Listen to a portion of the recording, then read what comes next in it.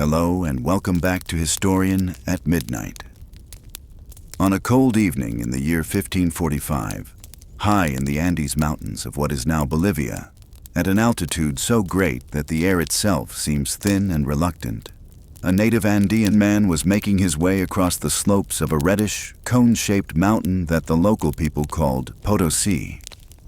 The story that was told afterward, and we will have reason to question it before this night is over, says that he was a herder, that he was chasing a stray llama as the light failed, and that when darkness overtook him on the mountainside, he did what any sensible traveler in that cold country would do, and built himself a fire against the freezing night.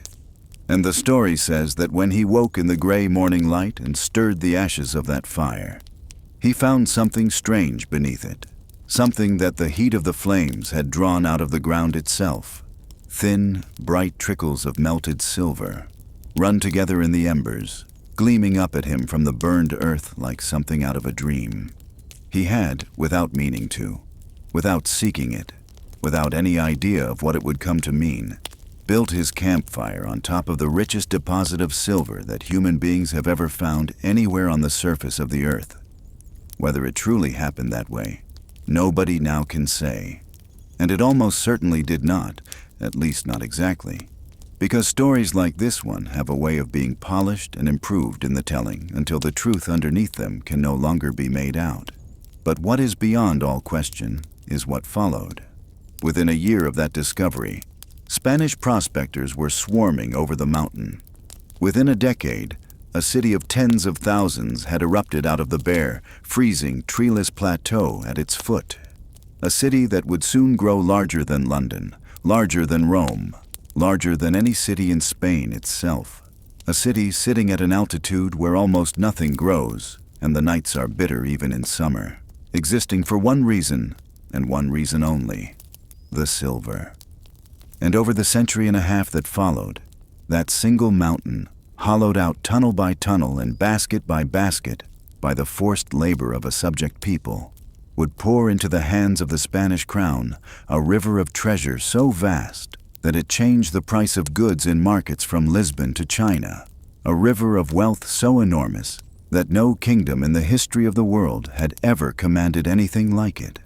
And here is the strange thing, the thing that makes this story worth telling in the quiet hours of the night, the thing that this whole long tale will spend itself trying to understand. That river of treasure did not make Spain strong. It made Spain feel strong, which is a very different thing, and in the long run something closer to the opposite. The gold and silver of the Americas flowed into Spain for a century and a half in quantities that stagger the imagination. And at the end of that century and a half, Spain was poorer, weaker, emptier, and more broken than it had been at the beginning. Its industries withered, its fields abandoned, its people fewer, its treasury so hollow that the crown had gone bankrupt not once, but again and again, defaulting on its debts with a regularity that became almost a rhythm, the richest empire on the face of the earth unable, year after year, to pay its own bills. The treasure that should have made Spain the master of the world for centuries instead helped to ruin it within 150 years, and the story of how that happened, of how the greatest windfall in human history became a kind of slow poison, is one of the strangest, saddest, and most instructive stories in the whole long chronicle of empires. A story not of a single terrible night, like some we have told here, but of a long golden afternoon that faded so gradually that hardly anyone could say when the light began to fail, into one of history's most famous sunsets. Before we drift into the rest of this story, take a quiet moment to like this video and subscribe, but only if you genuinely enjoy what I do here. And if you feel like it, leave your location and your local time down in the comments. It helps other restless, sleepless people find their way to this little corner of the night, and there is something pleasant about knowing that somewhere far away, a stranger is settling under the same dark sky, listening to the same slow story. So get comfortable, let your shoulders sink into the bed, and let yourself ease into the tale of the Spanish Empire, the first empire in human history upon which the sun truly never set, and of the mountain of silver that helped to build it and bleed it and bury it. To understand how a kingdom could be ruined by treasure, we cannot begin with the treasure and we cannot begin with the mountain. We have to begin with Spain itself, with the particular kind of country Spain was in the years before the silver came, because the wealth of the Americas did not fall upon a blank page. It fell upon a kingdom with a very particular history, a very particular character, and a very particular set of habits and dreams. And it was the meeting of that torrent of treasure with that particular kingdom at that particular moment that produced the catastrophe. A different country, receiving the same windfall, might have made something different of it. Spain made of it what its history had prepared it to make, and so it is with that history, with the long centuries that shaped the Spain of 1492, that our story properly begins.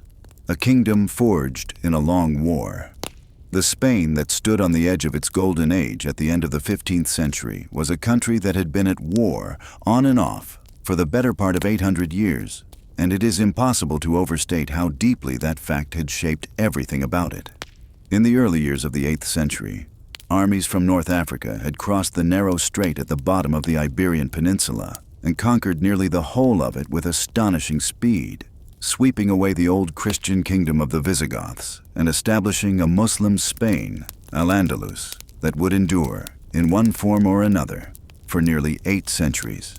And that would become, it should be said plainly, one of the glories of the medieval world, a civilization of poets and philosophers and physicians, of libraries and gardens and lamplit cities, at a time when much of Christian Europe was poor, rural, and unlettered.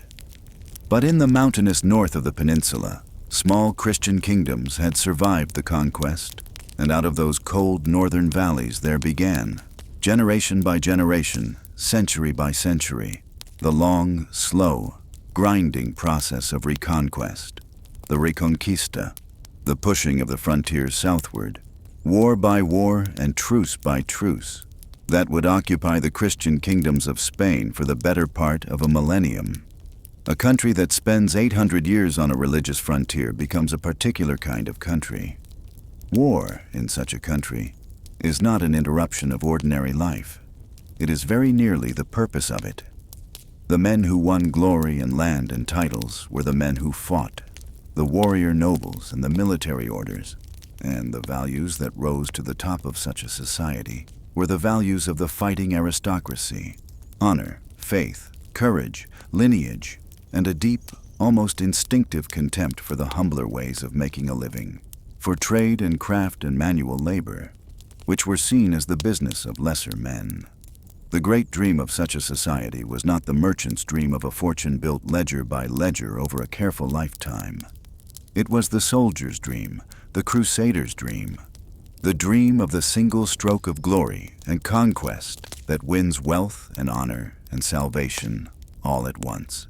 Hold on to that dream, because it is going to matter enormously. When the treasure of the Americas suddenly appeared before this society, it did not look to the men of that world like a windfall to be invested. It looked like the confirmation of everything their history had taught them, proof that God rewarded the crusading kingdom, that wealth was a thing won by the sword rather than made by the hand, and that Spain had been singled out above all the nations of the earth for a destiny of limitless glory. It was, in other words, exactly the wrong lesson, arriving at exactly the moment when it would be believed most completely. In the year 1469, 2 young cousins were married in the city of Valladolid, more or less in secret, against considerable opposition, and their marriage would turn out to be one of the hinges on which the history of the world turns. Isabella would become Queen of Castile, the great central kingdom of the peninsula, broad and dry and warlike. Ferdinand would become King of Aragon, the smaller, more Mediterranean, more commercial kingdom of the East. Their marriage did not formally unite Spain, which remained legally 2 crowns and would remain a patchwork of separate kingdoms with separate laws and separate parliaments for centuries yet. And this little legal detail, dry as it sounds, is another of those quiet facts that will come back later with terrible force, because it meant that when the bills of empire eventually came due, They could be charged, for the most part, only to Castile, and Castile alone would be bled white paying them. But if the marriage did not unite Spain in law, it united it in force and in purpose, and the two monarchs, able, ruthless, pious, and utterly determined, set about completing the great, unfinished business of their civilization. The conquest of Granada, the last Muslim kingdom in Spain, clinging to the mountainous south coast, the final fragment of Al-Andalus. The war for Granada took 10 years, and it ended in the first days of January 1492, when the last Muslim king of Granada rode out of the red-walled city of the Alhambra and handed over its keys, and the banners of Castile and Aragon rose over the towers, and 800 years of the Reconquista came, at last, to an end. It is worth pausing on that year, 1492, because history rarely arranges itself so neatly, and in this one year, in this one kingdom, 3 events fell together whose consequences would braid themselves around one another for the rest of this story. In January, Granada fell, and the great war that had defined Spain for 8 centuries was over, leaving a kingdom full of soldiers, ambitions, and crusading energy with nowhere suddenly to spend them. In March, the monarchs signed an edict expelling from their kingdoms every Jew who would not convert to Christianity, and within months, tens of thousands of people, including a great many of the kingdom's merchants, physicians, financiers, and craftsmen, were driven from the country their families had inhabited for centuries, an act of religious cleansing that was also, though almost nobody in power thought of it this way at the time, an act of economic self-mutilation, the first of several occasions on which Spain would deliberately cut away part of its own productive strength in the name of purity, and a habit worth remembering, because it will happen again. And in August, from a small port on the Atlantic coast, 3 small ships set out into the ocean under the command of a stubborn, visionary, wildly mistaken Genoese sailor named Christopher Columbus, who believed the world was far smaller than it is, and that Asia lay a few weeks' sail to the west, and who instead, in October of that year, stumbled into the islands of a hemisphere whose existence no one in Europe had suspected. Columbus went to his grave insisting he had reached the edge of Asia, and the monarchs who had financed him could not have imagined, that autumn, what they had actually acquired. But the sequence matters, and it is worth seeing it whole. In a single year, Spain finished a crusade, expelled a great part of its commercial class, and acquired, without yet knowing it, the largest windfall in the history of the world. The kingdom that would receive the treasure of the Americas had, in the very same breath, completed its identity as a crusading society and begun dismantling its capacity as a commercial one. The stage, though not a soul alive could see it, was already set. The inheritance that swallowed a kingdom. Before the treasure proper enters our story, one more piece has to fall into place, and it is a piece that had nothing to do with the Americas at all, and everything to do with the strange, intricate, half-accidental way that royal marriages and royal deaths could redraw the map of the world in that era. Ferdinand and Isabella, like all monarchs of their age, used their children as instruments of diplomacy, marrying them into the ruling houses of Europe to seal alliances, and one of those marriages, the marriage of their daughter Joanna to a Habsburg prince, was expected to be a useful but modest connection. Then the deaths began, one after another, each one unlikely, each one shuffling the order of inheritance, sons and grandsons and siblings dying young in a sequence that no one could have predicted, until, by the second decade of the 16th century, the entire accumulated inheritance of 2 of Europe's great dynasties had funneled down, through this chain of graves, onto the head of a single teenage boy, Charles of Habsburg, son of Joanna, grandson of Ferdinand and Isabella on one side and of the Holy Romans, emperor on the other. Consider what this boy inherited, because there had been nothing quite like it in Europe since the days of ancient Rome, and the men of the time knew it and said so. From his Spanish grandparents he received Castile and Aragon, with their possessions in Italy, the kingdoms of Naples and Sicily and the island of Sardinia, and with them the new and still barely understood territories across the ocean, whose true value no one had yet grasped. From his father's side he received the wealthy provinces of the Netherlands, the richest, most urbanized, most commercially sophisticated corner of northern Europe, and the Habsburg heartlands of Austria and Central Europe. And in 1519, while still in his teens, he was elected Holy Roman Emperor, the nominal overlord of the vast patchwork of German lands, a title that he secured, and this detail deserves to be remembered, by borrowing staggering sums from German banking houses to bribe the electors who chose him, so that the greatest accumulation of titles in European history began its life, fittingly, in debt.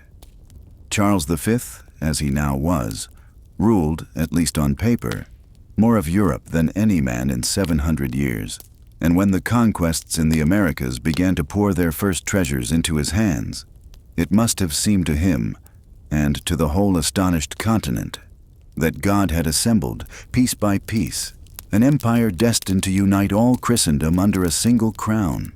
But look at the same inheritance from underneath, from the point of view not of glory, but of arithmetic, and it wears a different face. Charles had inherited not one realm, but a dozen, scattered across the length and breadth of Europe, sharing no common language, no common law, no common treasury, and no common interest, and nearly every one of them came with enemies attached. The French crown, encircled by Habsburg territory on three sides, would fight him and his son and his grandsons in war after war for the next century and a half. The Ottoman Empire, at the very height of its power, pressed on his Austrian lands from the east and on his Mediterranean coasts from the sea. The German lands, within a few years of his election, were set ablaze by the religious revolution of Martin Luther, whose challenge to the old church would split Europe in two and hand Charles, as Holy Roman Emperor and self-appointed defender of the faith, an unwinnable religious war in the very heart of his own empire. Every one of these conflicts was, from the Habsburg point of view, unavoidable, a matter of defending what God had given, and every one of them cost money, money on a scale that no ordinary kingdom's revenues could begin to supply. The empire of Charles V was not, in truth, a mighty state. It was a collection of obligations wearing the costume of a mighty state, an arrangement whereby the quarrels of half of Europe were charged to a single account, and the account they would be charged to, in the end, was Castile's, because Castile, alone among all the Habsburg realms, was about to come into money. The world falls into Spain's hands. The conquests that delivered the Americas into Spanish possession took place with a speed that astonished the world then, and can still astonish anyone who looks at the dates. In 1519, a minor Spanish official on the island of Cuba named Hernán Cortés sailed for the Mexican coast with a few hundred men, in defiance of his own governor's orders, and within 2 years the Aztec Empire, a civilization of millions, whose island capital was larger and by many accounts cleaner and more splendid than any city in Spain, had been shattered, its last emperor dead, its great city besieged, starved, and taken street by street. A decade later, in the early 1530s, an illiterate soldier of fortune in his 50s named Francisco Pizarro repeated the impossible on an even grander scale, toppling the Inca Empire, a realm that stretched along the spine of the Andes for thousands of miles, with a force of fewer than 200 men. Two empires, together containing a substantial fraction of all the human beings then alive on Earth, had fallen to a few hundred adventurers in barely a dozen years, and to the Europe of the 16th century the lesson seemed obvious and intoxicating. It was the hand of God, and the proof of Spanish valor, and the confirmation of a destiny. But we have seen before, in these long stories of ours, how the legend that forms around an event, quickly and conveniently, is rarely the truth of it. And here we must slow down and correct the record, because the story of a few hundred supermen conquering a hemisphere is a myth, and the truth is at once less flattering and far more terrible. The conquerors did not, in any meaningful sense, do it alone. Cortés marched on the Aztec capital at the head of a native army, tens of thousands strong, drawn from peoples the Aztecs had subjugated and taxed, and, in their temples, sacrificed. Peoples who saw in the strangers not gods, but an opportunity, a lever with which to break an empire they had every reason to hate. The conquest of Mexico was, in reality, a vast indigenous civil war in which a few hundred Spaniards, with their horses and steel and their genuinely shrewd, genuinely ruthless leader, tipped the balance and then claimed the whole prize. Pizarro, likewise, arrived in Peru at the one moment of maximum vulnerability, when the Inca realm was reeling from a devastating civil war between two royal brothers, a war that had itself been triggered by the death of the previous emperor in a mysterious epidemic that had swept down the trade routes ahead of the Europeans themselves. And that epidemic is the true heart of the matter, the great, terrible, invisible protagonist of the whole conquest, beside which every battle and every stratagem shrinks almost to nothing. The peoples of the Americas had been separated from the rest of humanity for many thousands of years, and in all those millennia they had never encountered, and so had never developed any resistance to, the crowd diseases of Europe, Asia, and Africa. Smallpox above all, but also measles, influenza, typhus, one after another, wave after wave. The diseases ran ahead of the conquerors, leaping from community to community along native roads and rivers faster than any Spaniard could travel, so that the invaders often arrived to find societies already sick, already grieving, already half-broken. The dying went on for a century, and by the time it finally slowed, the population of the Americas had collapsed on a scale that has no parallel in recorded human history. Of the tens of millions of people who had inhabited the hemisphere when Columbus landed, the great majority, in region after region, perhaps 9 out of every 10, were gone. It was, though no one intended it and no one understood it, the greatest demographic catastrophe in the history of our species. And it is the necessary, terrible context for everything that follows, because the silver that is about to flow through this story was dug from the ground of a devastated world, by the survivors of that devastation, under the compulsion of the men who had inherited its ruins.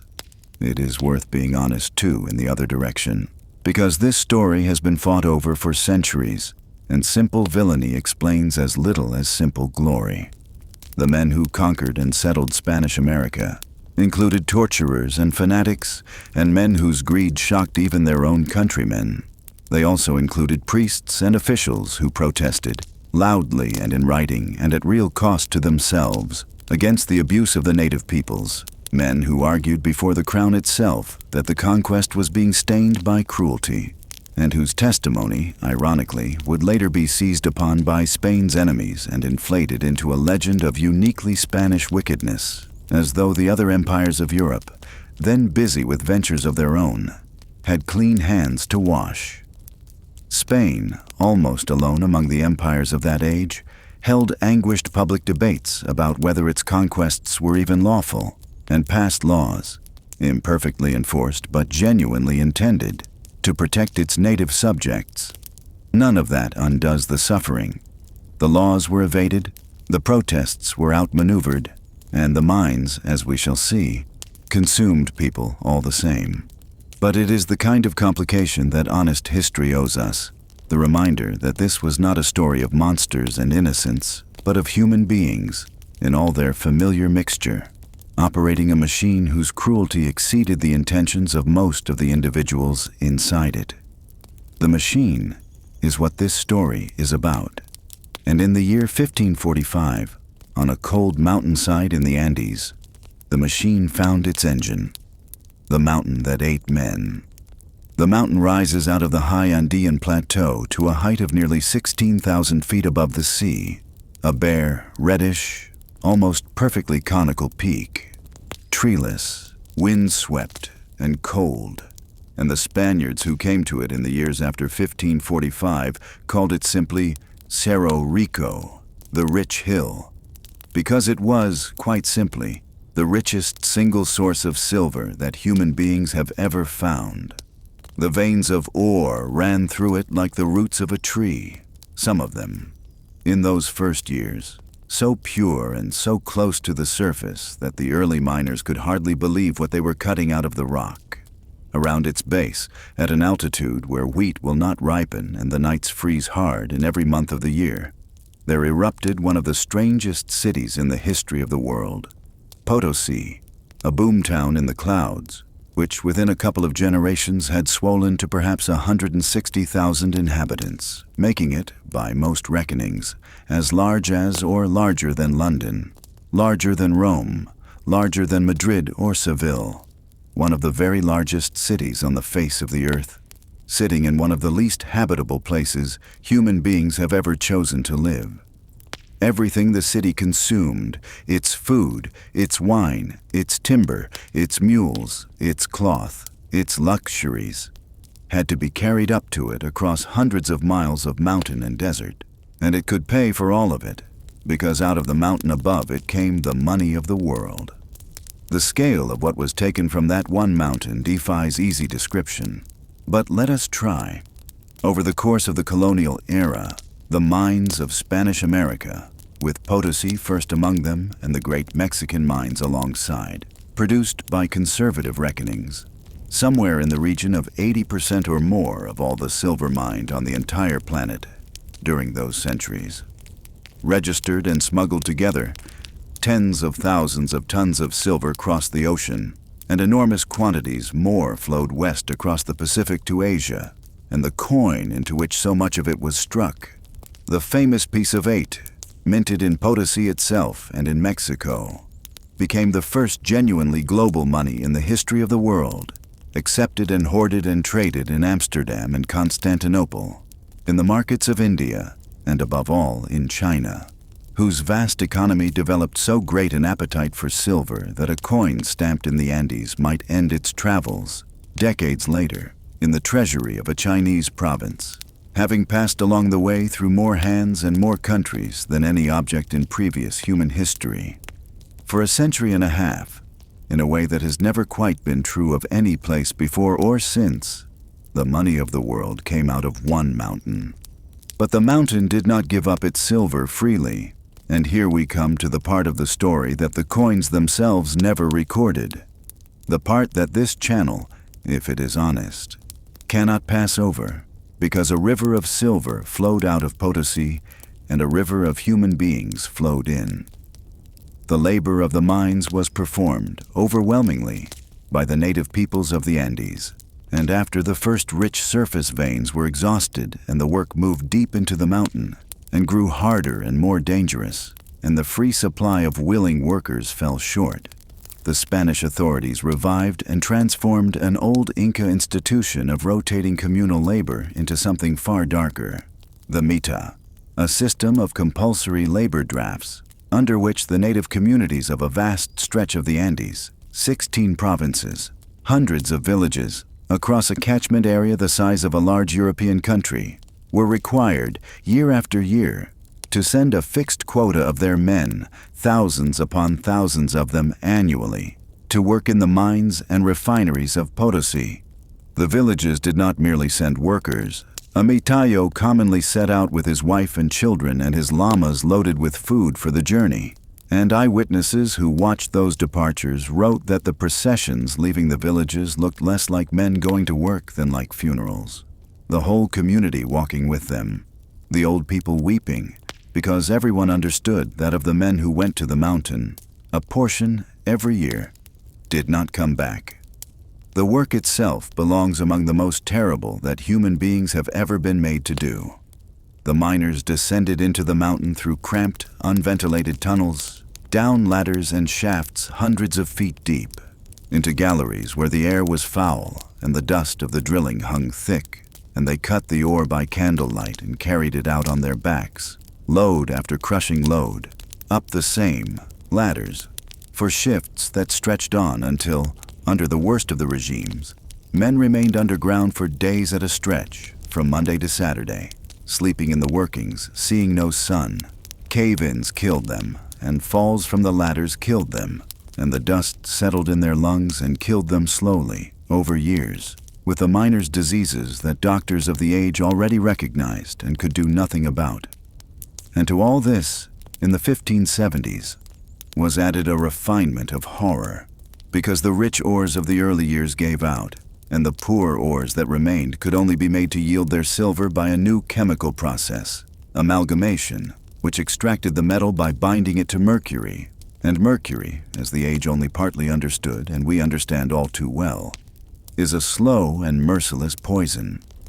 The mercury came from its own dreadful mine at Huancavelica in Peru, whose native workers breathed vapor and dust that destroyed them so reliably that the place acquired, among the Andean peoples, the reputation of a death sentence, a mine of which it was said that a man who entered it began his dying on that day. In the refining yards of Potosí, workers waded barefoot through mercury and crushed ore, mixing the amalgam with their own limbs, and absorbed the poison through their skin and their breath, and trembled and sickened, and died of it, year upon year, decade upon decade, for as long as the silver flowed. How many died across the whole history of the mountain and the mercury mine that fed it?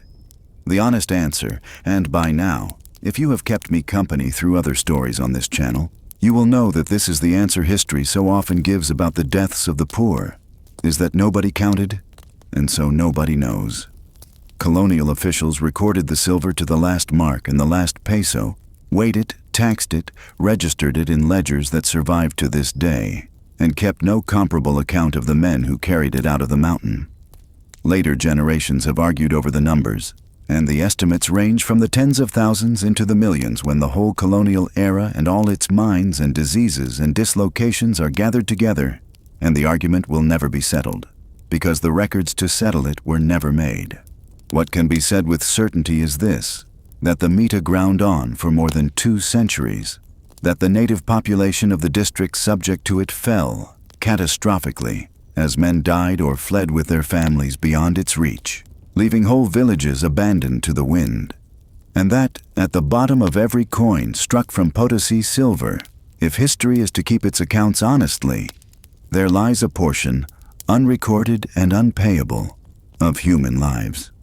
The Spanish crown, it should be said, heard about all of it, debated all of it, regulated, legislated, agonized. There were royal decrees on wages and hours, inspectors, reforming viceroys, churchmen who thundered that the Mita was killing a people. And the Mita endured through all of it, for the simplest of reasons, the reason that will echo through the rest of this story, like a bell. The crown could not afford to stop. The silver was needed, always, urgently, this year and every year, to pay for wars and debts a hemisphere away. And against that need, the distant deaths of distant miners never weighed heavily enough. Remember that arithmetic, that endless, urgent, this-year need that overrode every scruple and every warning. We will meet it again and again before morning, because it did not only consume the miners of Potosí.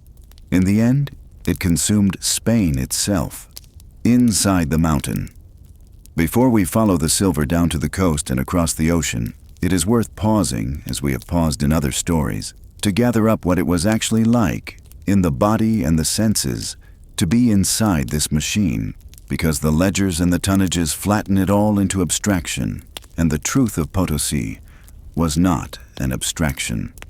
It was cold, first of all, a cold that visitors from the lowlands never forgot, the thin freezing air of 16,000 feet, where the wind comes off the high plateau with nothing to break it, and the nights glitter with frost in midsummer.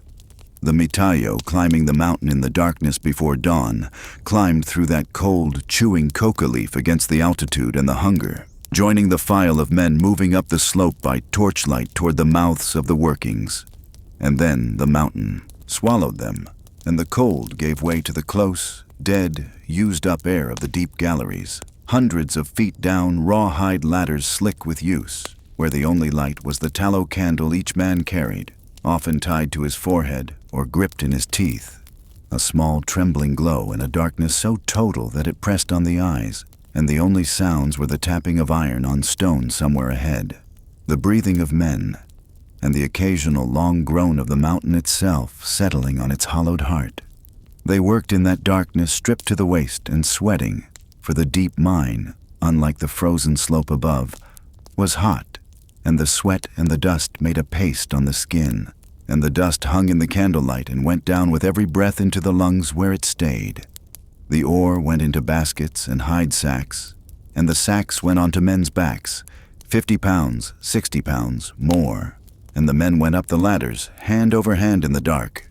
A procession of them strung up the shafts like ants on a wall, and a man who slipped fell not alone, but onto the men below him. Those who watched the carriers reach the surface described them staggering out of the tunnel, mouths gasping, drenched, half blind in the sudden light, dropping their loads and falling against the rocks, and then, after a rest measured in minutes, turning back into the mountain to do it again. Outside, in the refining yards, the other Potosí worked, the crushing mills thundering day and night, driven by water hoarded in a chain of artificial lakes in the hills above. The crushed ore spread in great courtyards and dosed with mercury, and the workers, as we have seen, treading the poisonous mixture with bare legs, hour upon hour, like men treading grapes at some terrible harvest.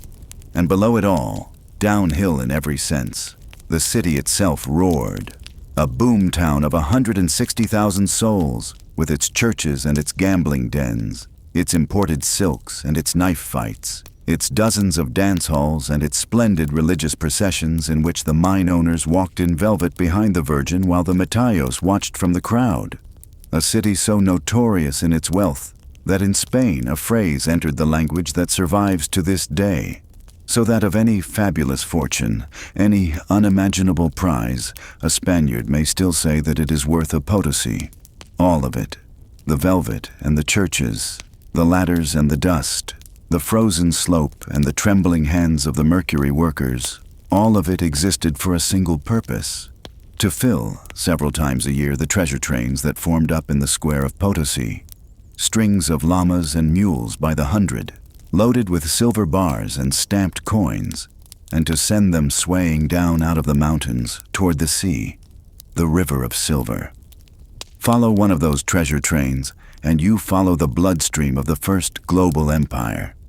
Down from the freezing plateau the silver came, weeks of slow travel along mountain trails to the Pacific coast, where ships waited to carry it north along the shoreline of South America, to the Isthmus of Panama, the narrow waist of the Americas, where it was landed and loaded again, onto the backs of mules now, hundreds of them in a single train, for the short, deadly crossing of the isthmus, a few dozen miles of mountain and fever-ridden jungle, in which more treasure was lost to storm and swamp and raiders than anywhere else along the route. On the Caribbean side, in fortified harbor towns whose massive stone walls survive to this day, the silver of Peru met the goods of Europe at great trade fairs and was loaded at last into the holds of the galleons, the big, high-castled, heavily gunned ships that existed for this one purpose. And the galleons of the southern fleet sailed north to the rendezvous that the whole system turned upon, Havana, the great harbor of Cuba, where they joined the other fleet, the one that had gathered the silver of Mexico, and together, dozens of ships in company, they formed up for the Atlantic crossing. It is worth appreciating what this system was, because it is easy to picture the treasure fleets as mere convoys, and they were something much stranger and more ambitious than that. A scheduled, state-run, transoceanic pipeline for precious metal, operating on a fixed annual rhythm, decade after decade, for 2.5 centuries. Every stage was regulated from Seville, where a royal house of trade, founded as early as 1503, licensed every ship, registered every sailor, mapped every route, and accounted, at least in theory, for every single coin. 2 fleets a year, out with the goods of Europe, home with the silver of America, sailing on a calendar set by hurricane seasons and war, converging on Havana, then riding the Gulf Stream north and the westerlies east, to make landfall at last in Spain and pass upriver to Seville, whose river quays became, for a century, the place where the wealth of the world came ashore. Contemporary letters described the arrival days, the fleet standing in with flags and gunfire, the bells of the city ringing, the crowds on the riverbank, and then the unloading, day after day, of what one awed observer after another struggled to describe: Carts and barrows of silver bars trundling from the waterfront to the house of trade in files that could take days to pass. Silver stacked in the counting rooms like firewood. More money in one place than anyone watching had imagined existing in the world. And twice a year, on those quays, there occurred the moment on which this entire story pivots. A moment that no chronicler thought to describe because it was invisible, a matter of paper and signatures rather than flags and bells. The king's share of the treasure, the royal fifth and the taxes and the rest, was counted out. And then, almost at once, most of it was gone, signed over in the counting houses to men who had been waiting for it for years. The agents of German and above all Genoese banking houses, holders of contracts by which the crown had already borrowed and already spent this silver long before it arrived, sometimes years before it arrived, to pay for armies already disbanded and wars already lost. The silver came up the river into Seville in triumph and passed through the city and out the other side to Genoa and Antwerp and Augsburg, and the crowds cheered the arrival of a treasure that Spain, in truth, no longer owned. A Spanish writer of the age reached for an image that has never been bettered, and observed that the wealth of the Indies fell upon Spain the way rain falls upon a roof. It poured down gleaming, and it ran off at once, and the house beneath stayed dry. How could that be? How could the richest windfall in human history pass through a kingdom and leave it, within a few generations, poorer than it found it?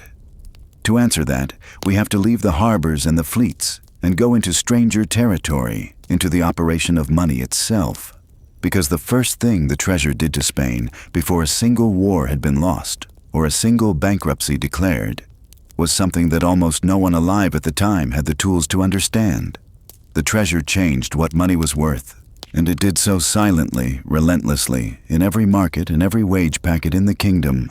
And this quiet arithmetic, more than any battle, is the true opening act of the ruin, the strange sickness of too much money. Across the course of the 16th century, in Spain first and then, in softening waves, across the whole of Europe, something happened that the people living through it experienced as a slow, bewildering, inexplicable curse. Everything, year after year, decade after decade, became more expensive.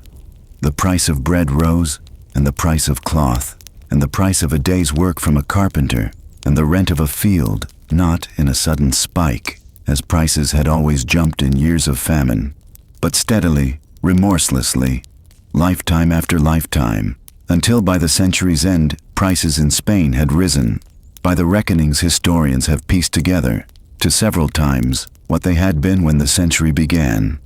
To us, living in an age that has a name for this and expects a little of it every year, it may not sound remarkable. To the people of the 16th century it was profoundly disorienting, because in the world their grandparents had known, prices did not do this. Money had seemed a fixed thing, like a yardstick, and now the yardstick itself was quietly shrinking in their hands, and no one could say why. Moralists blamed greed, the greed of merchants, of hoarders, of foreigners. Governments blamed speculators and passed laws against them.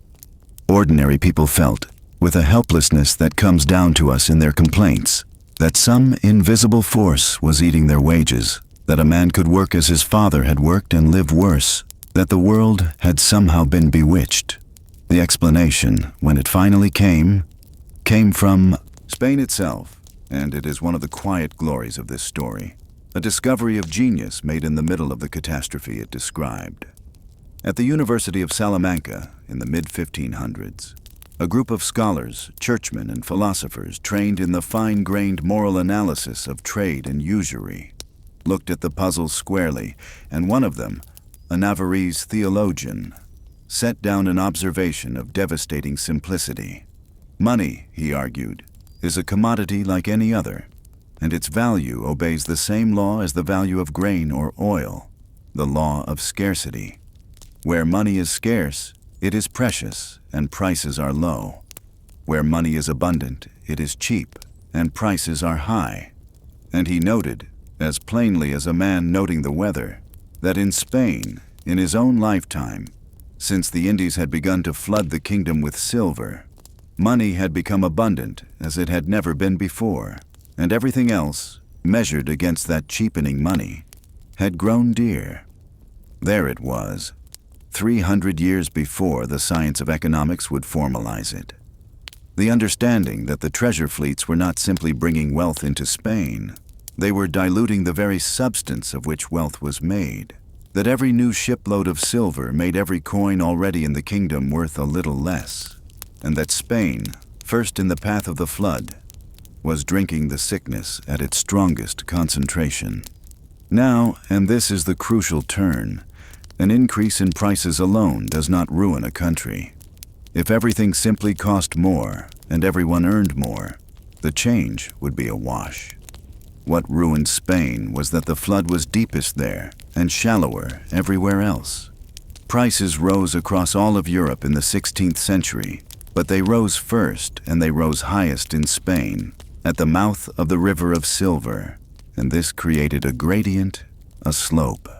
And down that slope, the productive life of the kingdom quietly drained away. Think it through as a Spanish clothier of the age would have been forced to think it through. Wool cloth woven in Segovia grew dearer every year because Spanish wages and Spanish costs were swollen with American silver. The same cloth woven in France or Flanders or England, where the silver arrived later and thinner, stayed cheaper. And so, year by year, it became more sensible for a Spaniard, and even for the Spanish colonies across the ocean, to buy foreign cloth rather than Spanish. Foreign paper, foreign ironware, foreign everything. Spanish industry, which at the century's start had been respectable and in places flourishing, found itself undersold in its own markets, in its own colonies, eventually in its own streets. Not because Spanish craftsmen had grown lazy, but because the treasure had made everything they did more expensive than the same work done anywhere else.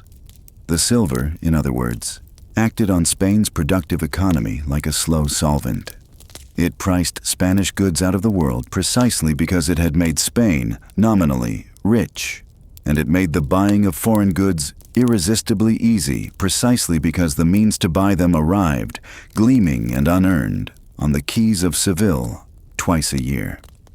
Economists in our own time have a name for this pattern, having watched it afflict country after country, blessed and cursed with sudden resource wealth, and they could as well have named it for Spain, which suffered the first and grandest case of it in world history. The affliction of the windfall that strangles every way of earning a living except the windfall itself. And so, silently, without a single law being passed or a single battle fought, the deep structure of the Spanish economy began to invert itself. Why should a merchant risk his capital in a workshop whose products grew less competitive every year, when he could buy an annuity on the crown's revenues, backed by the endless silver, and live safely on the interest? Why should a peasant's ambitious son learn a trade, when trade was for foreigners and the paths of honor and profit ran through the church, the law courts, the army, and the swelling ranks of those who lived on rents and offices and did not work at all? Contemporaries saw it happening and said so, in phrases that still sting, that Spain was becoming a nation of gentlemen and beggars, of masters and priests and paupers, in which the men in the middle, the makers and growers and traders on whom every real economy stands, were quietly vanishing, ashamed of their own usefulness. A country does not feel itself dying when this happens. It feels itself rising. Every symptom of the disease looked, at the time, like a symptom of glory. The swelling rents, the multiplying servants, the fine imported goods in every prosperous house, the sons of merchants buying patents of nobility and letting the family business die, because the business had only ever been a ladder, and the whole meaning of the ladder was to climb off it. The treasure had not merely distorted Spain's prices. It had reached deeper than that, into the oldest dream of that crusading society, the dream we met at the very beginning of this story, the dream that wealth is a thing won and bestowed rather than made. And it had told an entire nation that the dream was true. The rain that passed through the roof. We should linger a little longer on that image of the rain and the roof, because the question of where the silver actually went, if it did not stay in Spain, has an answer, and the answer is one of the great ironies of economic history. The silver went first and above all to Spain's creditors, and to understand why the mightiest crown on earth was so deep in debt that it had mortgaged its treasure years in advance, we have to look at how the Habsburg kings actually paid for their wars, because the mechanics of it, dry as they sound, are the gears of the whole tragedy. A 16th century war could not be paid for out of a year's taxes. Armies had to be raised now, fed now, paid now, in cash, in distant provinces, while revenues trickled in slowly at home. So the crown borrowed, as every crown borrowed. But the Spanish crown could borrow as no other could, because it alone had the silver of the Indies as collateral, and lenders, the great German banking families early on, and then, increasingly and finally, overwhelmingly, the bankers of Genoa, would advance enormous sums against the security of treasure not yet mined, repayable with interest when the fleets came in. The system was, in its way, marvelous. It turned future silver into present armies. It let Spain strike anywhere in Europe with money it did not yet have. And it meant that the actual physical silver, when it finally came up the river at Seville, was very often already spoken for, already owed, and passed to the bankers' agents and out of Spain within weeks of arriving. Follow the silver one step further then, out of the bankers' hands, and watch where it settles, because this is the part that Spanish observers of the age found bitterest of all. It settled in the workshops and warehouses of Spain's rivals and enemies. It paid Dutch merchants for the grain and timber and cloth that Spain and its colonies no longer produced competitively, and so it capitalized the very provinces that were, as we shall shortly see, in open revolt against the Spanish crown. There were years in which Spain was, in effect, financing both sides of its own longest war. It paid English and French manufacturers whose goods, funneled through Seville by legal fiction and outright smuggling, filled the holds of the outbound fleets, so that by the later years of the system, knowledgeable men reckoned that only a small fraction of the cargoes sent to the Indies under the Spanish flag were actually Spanish in origin. Spain had become, in the caustic phrase of its own economic writers, a mere channel, a pipe through which the wealth of America flowed to the industry of Europe, taking its tolls in pride and keeping little else. And a very great deal of it, perhaps in the long run the greatest share of all, flowed on beyond Europe entirely, eastward along the trade routes to Asia, and above all to China, where the appetite for silver was effectively bottomless, and where the coins of Potosí went, at last, to rest, in payment for the silks and porcelains and spices with which the ships came home. There is a genuine strangeness worth savoring here in the small hours. The Meta, the Mercury, the frozen mountain, all of it, viewed from a sufficient height, was a mechanism by which the labor of Andean villagers was converted into silver that crossed two oceans to settle in the treasuries of Ming China, while the empire that operated the mechanism and damned itself operating it kept, in the end, hardly anything but the title. The most expensive faith in Christendom. But pipes do not bankrupt themselves, and if Spain had merely been a channel for the world's silver, it would have been impoverished, perhaps, but not broken. What broke Spain was what the crown chose to do with its unmatched credit. And here we return to Charles V and his impossible inheritance, because the second great engine of the ruin, alongside the quiet solvent of the price revolution, was war. War continuous, war universal, war sanctified, war on more fronts than any state in Europe had ever tried to sustain, decade after decade, for a century and a half. All of it charged, in the end, against the silver. Charles spent his whole reign at war, against the French in Italy in campaign after campaign, against the Ottoman Sultan on the Danube, and across the whole breadth of the Mediterranean, against the Protestant princes of Germany in the empire's own heart. And though his armies won victories as spectacular as any of the age, the wars settled nothing durable, and each one was paid for with loans against revenues years distant. by the time Charles, worn out at 55, did something almost no emperor in history has done, and abdicated all his thrones to retire to a Spanish monastery, where he spent his last years tending his clocks amid the relics of his power. The crown's finances were already a labyrinth of debt from which no exit existed, and the empire he divided, giving the German lands to his brother and to his son Philip the richer, heavier half, Spain, the Netherlands, Italy, and America, was an empire already committed, structurally, permanently, to spending more than it earned. Philip II, who now takes the center of our stage and holds it for 4 decades, is one of the most extraordinary and most revealing figures in this whole story, and it is worth taking a moment to see him clearly, because in him the character of the empire, its piety, its industry, its pride, and its ruin, achieved a kind of human form. He was not a warrior. He never led an army in his life. He was, of all things, a bureaucrat, perhaps the most diligent bureaucrat ever to wear a crown, a pale, reserved, quietly courteous man who dressed in black and worked like a clerk, 12 and 14 hours a day, decade after decade, reading, annotating, and answering with his own hand the endless tide of papers that flowed to his desk from 4 continents. From a granite palace monastery he built in the bare hills outside Madrid, the Escorial, half royal residence and half tomb, he attempted something no ruler had ever attempted before: to govern a genuinely worldwide empire from Peru to the Philippines, which were named for him by correspondence, and the attempt consumed him and consumed everything. Papers from Lima took 2 years to be answered from Madrid. Viceroys begged for decisions that arrived after the moment had passed, and the king, trusting no one, delegating nothing, sat up by candlelight annotating reports on the price of nails in Flanders while the empire's great crises gathered around him.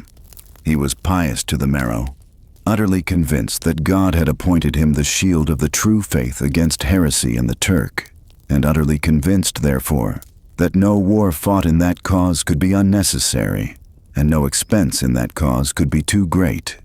And he had the silver.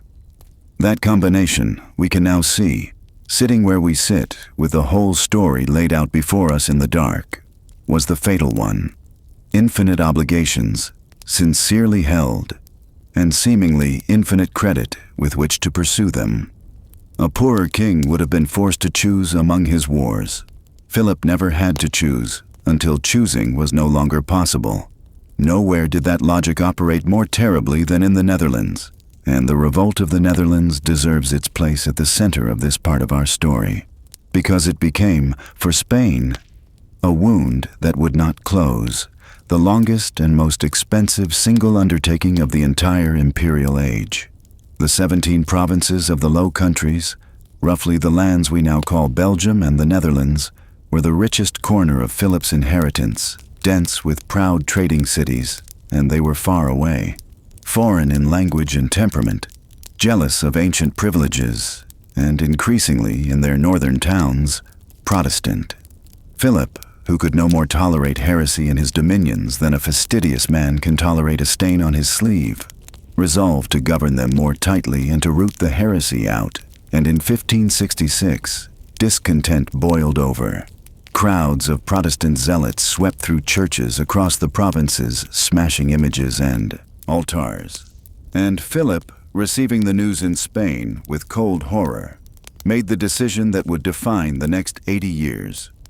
He sent an army, 10,000 veterans under his best general, the Duke of Alba, with instructions to punish and to pacify. And Alba set up a tribunal the Netherlanders came to call the Council of Blood, and executed rebels and nobles by the thousand, and taxed the provinces to pay for their own occupation, and accomplished with all this rigor precisely the opposite of pacification.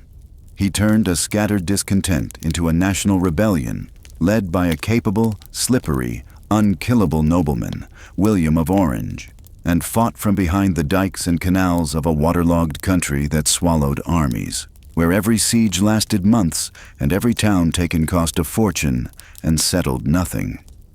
The war in the Netherlands became the black hole of the Spanish treasury.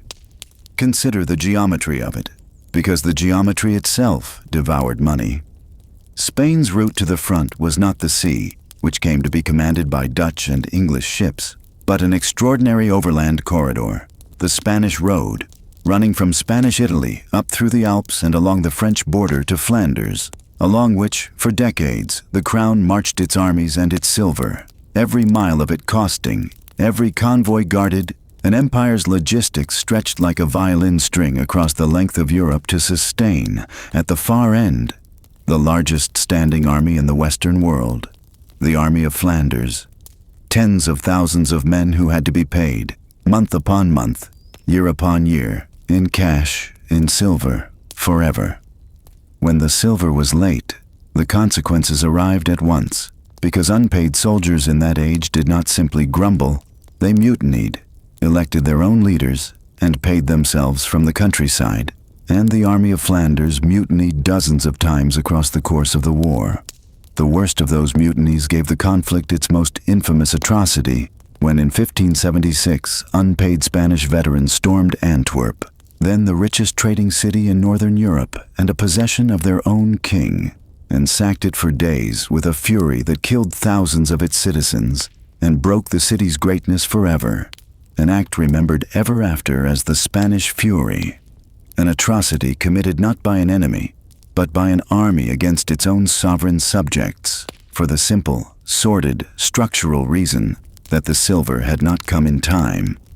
There is the whole tragedy in one image, if we want it. The treasure of Potosí, dug by the forced labor of the Andes, mortgaged in advance to Genoese bankers, marched across Europe to pay an army fighting Spain's own subjects, and failing, in the end, even to arrive on time, so that the army destroyed the very wealth it had been sent to secure. Every link in that chain made sense to someone. The chain entire was madness, and no one commanded the chain, and it is here, in the middle of Philip's reign, that the bills, in the most literal sense, began to come due, in a form so extraordinary that it still startles anyone meeting this story for the first time. The crown of Spain, the richest sovereign in the world, went bankrupt. It happened first in 1557, when the debts left by his father's wars forced Philip to suspend payments to his creditors and convert their loans, compulsorily, into long-term bonds at lower interest, which is a polite, technical way of saying that the King of Spain announced to the bankers of Europe that he could not pay them and would not, on the agreed terms. And then it happened again, 3 years later, and again in 1575, and again in 1596. 4 times in 4 decades, the master of Potosí declared himself insolvent, and each time the mechanism was the same, and each time it made the underlying disease a little worse. The crown's short-term debts, contracted at ruinous interest against future fleets, would pile up until the whole year's treasure was consumed by interest payments before it arrived, and the king would suspend and restructure, and the bankers, after fury and negotiation, would lend again, because the silver was still coming and there was still no better security on earth, but they would lend at higher prices against earlier claims on remoter fleets, so that each bankruptcy deepened the mortgage on the future that had caused the one before. Understand clearly what these bankruptcies were not. They were not the poverty of a poor country. More treasure was arriving in Spain in these very decades than had ever arrived anywhere in the history of the world. They were something stranger, the insolvency of an empire whose ambitions had been priced by its income, and whose income, vast as it was a fraction of those ambitions. The arithmetic we met at Potosí, the endless, urgent, this-year need, now operating at the scale of the whole world, and beginning quietly to eat the empire from within. The Armada. Every long decline has its single unforgettable night. It's one scene that later ages seize upon as the emblem of the whole, and for the Spain of the treasure fleets that scene arrived in the summer of 1588, in the grey waters of the English Channel, in the shape of the largest war fleet that had ever sailed from Europe. The enterprise of England, as Philip's court called it. had been years in the making, and its logic from the Escorial seemed inescapable. England, under its heretic queen, Elizabeth, had become the patron of everything that bled Spain. English money and English volunteers sustained the Dutch rebels. English sea captains, part explorers, part traders, part licensed pirates, harried the treasure routes and raided the ports of the Indies. And the most famous of them, Francis Drake, had sailed clean around the world, taking Spanish prizes, and come home to be knighted on his own deck by the Queen herself. An insult Philip never forgot. Cut the root, argued the strategists, and the branches wither. Conquer England, restore it to the true faith, and the Dutch revolt would starve, the sea lanes would be safe, and the long hemorrhage would end. And so, with his customary patience and his customary paperwork, the king assembled at Lisbon the greatest armament of the age. Around 130 ships, great galleons of Castile and Portugal, armed merchantmen from the Mediterranean, transports and hulks, crewed and garrisoned by something on the order of 30,000 men, the whole floating enterprise blessed by the church and burdened, ship by ship, with the certainty that God's cause and Spain's had, once again and expensively, been declared identical. The plan, examined coldly, had a seam down its middle, and the seam would tear. The Armada was not principally an invasion fleet. The invasion army was the Army of Flanders, waiting across the Channel in the Netherlands under its brilliant commander, the Duke of Parma, and the fleet's task was to sail up the Channel, join hands with Parma, and convoy his veterans across to the beaches of Kent. But the two arms of the enterprise had no way to grasp each other. Parma's ports were shallow, blockaded by Dutch fly-boats that drew less water than any Spanish galleon. The fleet could not go into him, and he could not come out to it. And the correspondence in which the king, the admiral, and the general each assumed the others had solved this problem makes at 4 centuries' distance painful reading, because no one had solved it, and the whole enterprise sailed on the unexamined faith that God, having required the thing, would supply the harbor. The fleet's own commander had begged to be excused from his post. The Duke of Medina Sidonia, a conscientious grandee with no experience of the sea, had written to the king with disarming honesty that he was the wrong man, that he suffered from seasickness, that the enterprise stood on hope rather than provision, and the king had replied, in effect, that God would provide. And the Duke, being a dutiful man of his age and his faith, hoisted his flag and sailed. What followed, across 10 days of running fights up the Channel, was not the annihilation of legend. It was something more gradual and, for the Spaniards, more grinding. The English fleet that came out to meet them was of a new kind, lower, faster, more weatherly, built around the gun rather than the boarding party, and it hung on the Armada's flanks, keeping the wind, firing at a distance, refusing engagement after engagement, the grapple and board battle that was the Spanish fleet's whole way of war. The Armada, to its enduring credit as a feat of seamanship, held its great defensive crescent together mile after mile, losing few ships, and came to anchor off Calais still, formally intact.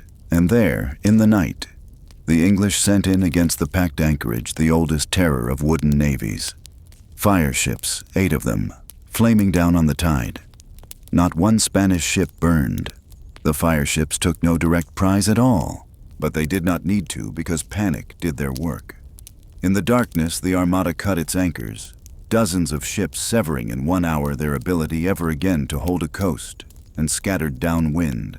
And when day came, the crescent was broken, and the English closed at last, off Gravelines, for the nearest thing to a true battle the campaign would see, hammering the leeward ships at close gun range for a long summer's day, while the Spaniards, short of heavy shot, their decks crowded with soldiers for a boarding war that never came, endured, and the wind pushed the whole fleet, hour by hour, toward the shoals of the Flemish coast. And then the wind shifted, barely, mercifully, and let them claw off into the North Sea, and the running fights, and the failed junction, and the lost anchors had together produced a strategic verdict that no single day had delivered. The rendezvous with Parma was impossible. The enterprise had failed, and the only way home was the terrible way, north around Scotland and Ireland, into the autumn Atlantic. It was the voyage home, not the guns of England, that destroyed the Armada, and the destruction was of a kind that belongs beside the darkest passages we have told on this channel. The fleet that turned north was already sick, its water foul in casks made of green wood, its food rotting, typhus and dysentery moving through the crowded decks, and it sailed into one of the wildest autumns the age remembered, gale after gale out of the west, driving the weakened ships down onto a lee shore of cliffs and reefs that their captains, whose anchors lay at the bottom of Calais, could no longer hold themselves off. Ship after ship went ashore along the north and west of Ireland, some breaking up within sight of land with their whole companies and of the men who struggled ashore through the surf. Many were killed where they stood by English garrisons under orders that shame their era, or stripped and left by a coast population poorer than the wrecked men themselves, though there were, as there always are in these stories, houses and chieftains who hid survivors at their own peril and smuggled them, month by month, toward home. Of the 130 ships that had left Lisbon in the pride of the world, roughly a third never returned, and of the 30,000 men, something like half, the enormous majority of them dead not in battle but of disease, thirst, and the sea. In Spain, where the first reports had announced a victory, the truth came home the way such truths do, ship by battered ship into the northern ports, and the king, receiving it at his desk, met it with a composure that his courtiers recorded and that history has never quite decided how to read, remarking, in substance, that he had sent his fleet against men and not against the wind and the waves of God. England struck a medal and gave the storm a name that turned Spain's own theology in its hand like a blade. God blew, the inscription ran, and they were scattered. It is worth pausing, though, in fairness and in accuracy, on what the Armada's failure did not do, because the emblem has outgrown the event. It did not end Spanish sea power. Within a few years, the treasure fleet sailed as before, better convoyed than ever, and the war with England ground on for another decade and a half, and an English counter-armada the following year failed as completely and as expensively as the Spanish one had. Spain remained, and would remain for another half-century, the greatest power on earth. What the Armada broke was something less tangible and, in the long run, more important: the spell. For 100 years, events had seemed to teach Europe, and had certainly taught Spain itself, that Spanish arms and God's favor traveled together, that the empire of the faith was, in the end, irresistible. Now the greatest single effort that empire had ever made, blessed, funded, and aimed with every resource of the world's mightiest crown, had been wrecked, visibly, publicly, by weather and want, and the unexamined seam in its own plan, and every chancellery in Europe drew the quiet conclusion: it could be beaten. And in Spain, among thinking men, a colder question began to be asked, at first in private, then, remarkably, in print. A question that brings us to some of the most extraordinary voices in this whole story. If the treasure was endless and the cause was holy, why were the bankruptcies coming faster, and the villages of Castile emptying, and the wars unwon? What exactly was all the silver for? The men who saw it coming. Here we arrive at a chapter that deserves far more fame than it has ever had.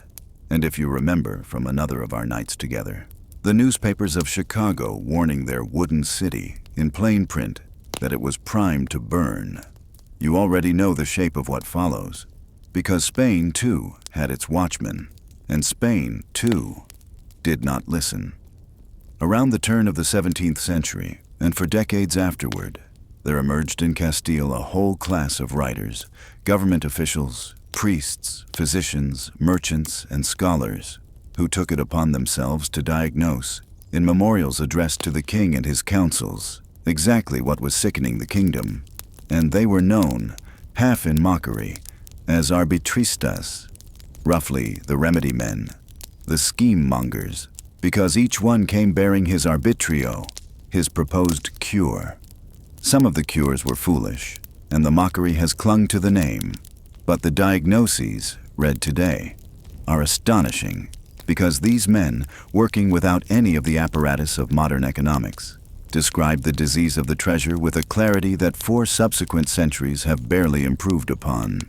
They observed, in so many words, that Spain's wealth was wind, that it blew in with the fleets and blew out again to foreigners, leaving nothing planted, that the silver had made prices in Spain the highest in Europe, and thereby handed Spain's industry to its enemies, that the countryside was emptying and the plows rusting while the cities filled with clergy, lawyers, servants, and idle gentlemen, that a kingdom which despised labor and worshipped rents had chosen, without ever saying so, to die slowly.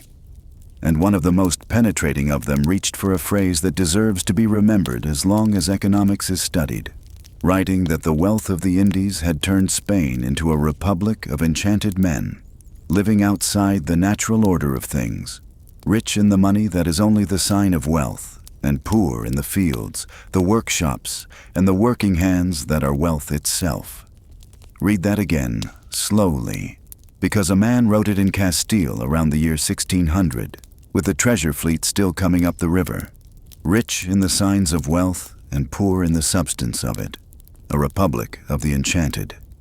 It is the whole thesis of this night's story, stated perfectly by a subject of the empire at the empire's height, in a book the government licensed, read, and set aside.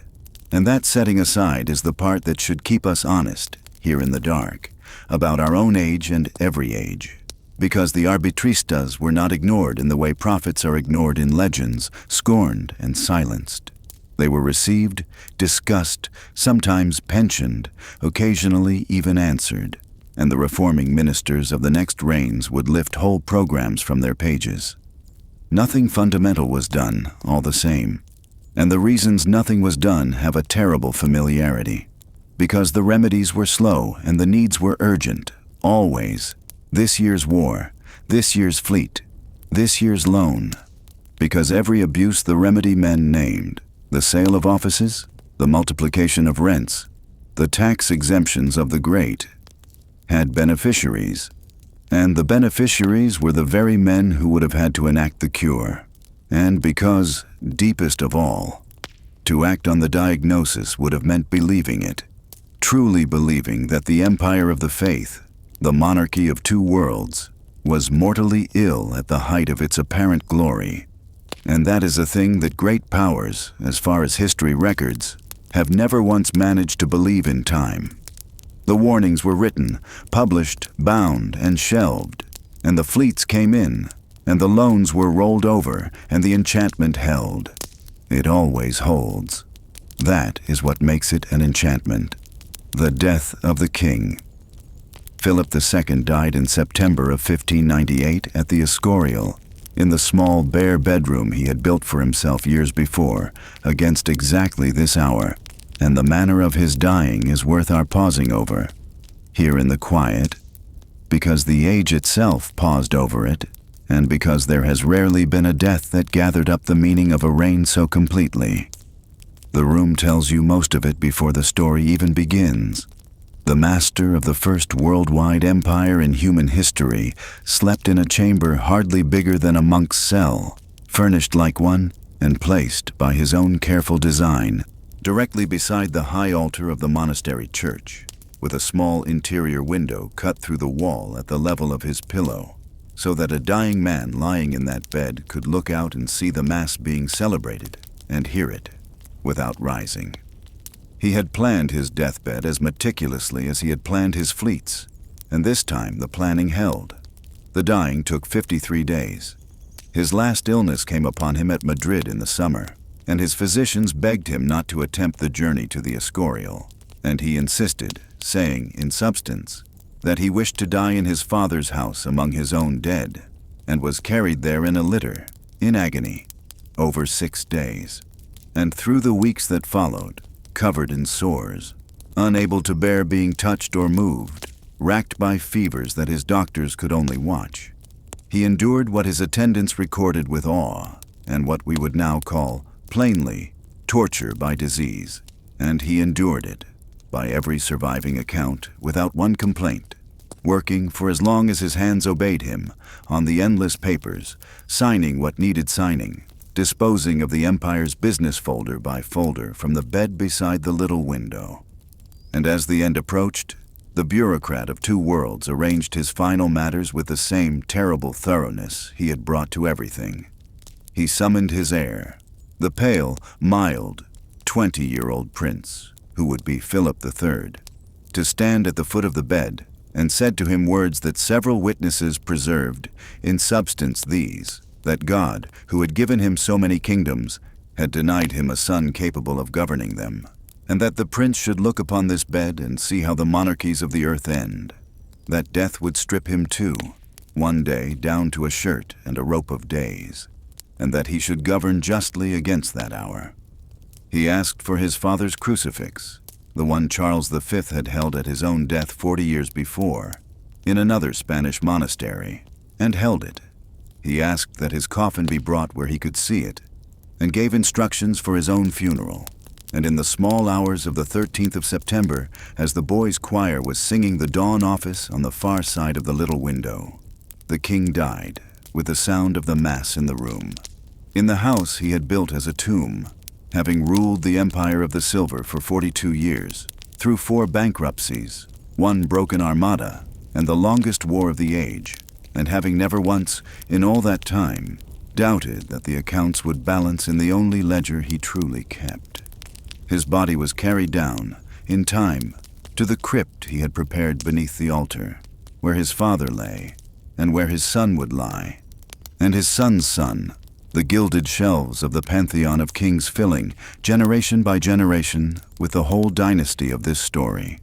And visitors who descend into that small octagonal chamber today, under the granite mountain of the palace, stand in what may be the most eloquent single room the empire left behind, the treasure all spent, the wars all lost or hollow, and the kings themselves gathered and kept, like ingots in a strong room, in the one vault from which nothing was ever borrowed. He had been the most powerful man on earth for 4 decades, and he had worked, by any human measure, harder than any laborer in his kingdoms, and the world he left was more mortgaged, more embattled, and more enchanted than the world he had received. And the fairest thing history has ever managed to say of him is also the saddest, that no ruler ever served his own idea of duty more faithfully, and that the idea was the ruin, and the faithfulness was the engine of it. The pirate who caught the rain. For as long as the treasure fleets had sailed, the enemies of Spain had dreamed the same dream, to take one whole at sea, to intercept in a single stroke a year's blood supply of the empire. Drake had dreamed it, and snapped up rich fragments. The English had blockaded and ambushed and once burned Cadiz itself, and for 80 years the system had bent and never broken, because the convoys were disciplined, the galleons were formidable, and the ocean is very wide. It finally happened in 1628, and the man who did it was a Dutchman named Piet Hein, a sailor with a biography almost too pointed to be believed, for in his youth he had been captured by the Spaniards and had spent years as a slave at the oar of a Spanish galley, and he returned to the Caribbean that summer as an admiral of the Dutch West India Company, commanding some 30 ships, with the accumulated grievance of a lifetime and very exact intelligence of the fleet schedules. Off the northern coast of Cuba, near the Bay of Matanzas, he caught the entire New Spain fleet, the year's silver of Mexico, outmaneuvered its escort, and herded the treasure ships into the bay like sheep, taking them, in the end, almost without a fight. And when the counting was done, the Dutch had lifted, intact, a cargo whose value historians still cite with a kind of awe. Silver and goods worth millions of guilders, enough to pay the dividends of the entire company at 50%, enough to fund the Dutch army in the field for the better part of a year of its war against Spain. In the United Provinces they sang songs about it, and they sing one of them, I am told, in football stadiums to this day. In Madrid, the news was received as men receive news of an impossibility. The rain itself had been caught in the air by a former galley slave and poured into the war chest of the rebellion. It is the emblem that matters more than the sum. The capture at Matanzas was never repeated. The system, as ever, absorbed the blow, tightened its convoys, and sailed on. But 1628 announced, in a way no memorial from a remedy man ever could, how the world had tilted. The Dutch rebels whom Alba had been sent to hang 60 years before were now a naval power that could swallow a Spanish treasure fleet whole and digest it into dividends. The money of the Indies was no longer merely leaking to Spain's enemies through trade and finance. It was being taken from them by force of arms and superior organization. And the state that took it, a waterlogged federation of merchant cities with no king, no mines, and no colonies to speak of, was demonstrating the exact truth the arbitristas had been shelving for 30 years, that wealth is made, not found, that credit built on commerce is stronger than credit built on treasure, and that a small country of traders and shipwrights which knows this can outlast, outfinance, and now outfight the greatest empire on earth, which does not. A century of slow bleeding. And so we pass into the 17th century, and the character of our story changes. And I will be honest with you about how, because it matters to the kind of night this is. There are no more single mornings after which everything is different. What there is instead is a long gathering dusk, a slow subtraction that runs for decades, and the people living inside it, as in all such times, could not see it whole, and lived their lives and loved their children, and assumed, as people always assume, that the difficulties of the moment were the moments only. But we can see it whole from here, and it is worth walking through it slowly, ledger by ledger, because the ruin of Spain was not an event. It was an arithmetic, and the century did the sums. The population fell. Castile, which had carried the whole empire on its back, was struck at the turn of the century by an epidemic of plague that killed, by careful modern reckonings, 500,000 people or more. And another great plague at mid-century took hundreds of thousands beyond that, and between the plagues ran the quieter drains. Emigration to the Indies, generation after generation of the young and enterprising taking ship at Seville, the swelling of the celibate clergy, the endless recruitment of soldiers who did not come home, until travelers through the Castilian heartland began to record, with a shock that comes through their letters plainly. The sight that becomes the signature of the age, abandoned villages, whole hamlets standing empty and unroofed, the church tower over houses with no smoke, fields gone back to scrub within a day's ride of the capital of the world. And into the middle of this, in 1609, the crown drove a wound entirely of its own making, and if you have been listening from the beginning of our story, you will recognize it. Because it was the old reflex of 1492 repeating itself a century later, the purity bought at the price of the kingdom's own hands. The Moriscos were the descendants of Spain's Muslims, converted to Christianity by decree generations before and imperfectly assimilated and long suspected in the empire's endless wars with the Turk of being an enemy within. And they were also, and everyone knew it, and men wrote it at the time, some of the hardest working people in Spain, the irrigators and market gardeners and muleteers of the eastern kingdoms, the laborers whose skill kept the huertas of Valencia among the most productive land in Europe. In 1609, the government of Philip III, hungry for a stroke of pious glory in a season of humiliations, ordered their expulsion, all of them. And over the following years, perhaps 300,000 people were put onto ships and cast out of the only country they had ever known, to scatter across North Africa, where many died, uprooted and unwanted, in the first years. Valencia lost a quarter or a third of its population. The lords of the depopulated estates were ruined alongside the peasants they had lost. Land that had been gardens for 5 centuries went dry, and the kingdom that had already exported its merchants in 1492 now amputated a great portion of its farmers and called the operation a triumph and struck medals for it. There are moments in this story where analysis fails and one can only stand and look, and this is one of them. an empire visibly dying of the shortage of working hands, reaching down and cutting off its own. The wars, meanwhile, did not stop. They widened. In 1618, the quarrels of Germany ignited the conflagration that would burn for 30 years and consume the center of Europe, and Spain, bound by dynasty and faith to the Austrian Habsburgs, was drawn in from the first, and in 1621, the long truce with the Dutch expired, and that grinding war resumed as well, so that the diminished, depopulated, plague-scarred Castile of the 1620s was carrying simultaneously the Netherlands, Germany, the Mediterranean, and the defense of two oceans, on the credit of a treasure whose annual arrivals, the cruelest touch of all, were now declining, decade by decade, as the great veins of Potosí ran thinner, and the costs of the mines ran higher, and more of what was mined stayed in America to pay for America's own defense. The masts of the system were, in other words, shortening precisely as the storm rose, and onto the deck of this laboring ship there now stepped the last great statesman of Habsburg Spain, and one of the most tragic figures in its history, the Count Duke of Olivares, chief minister to the young Philip IV, a huge, dark, tireless, half-visionary man who saw the decline with the clarity of an arbitrista, spoke of it in his memoranda with brutal frankness, and dedicated his life to reversing it, and whose every remedy, pursued with magnificent energy for 20 years, made the collapse come faster.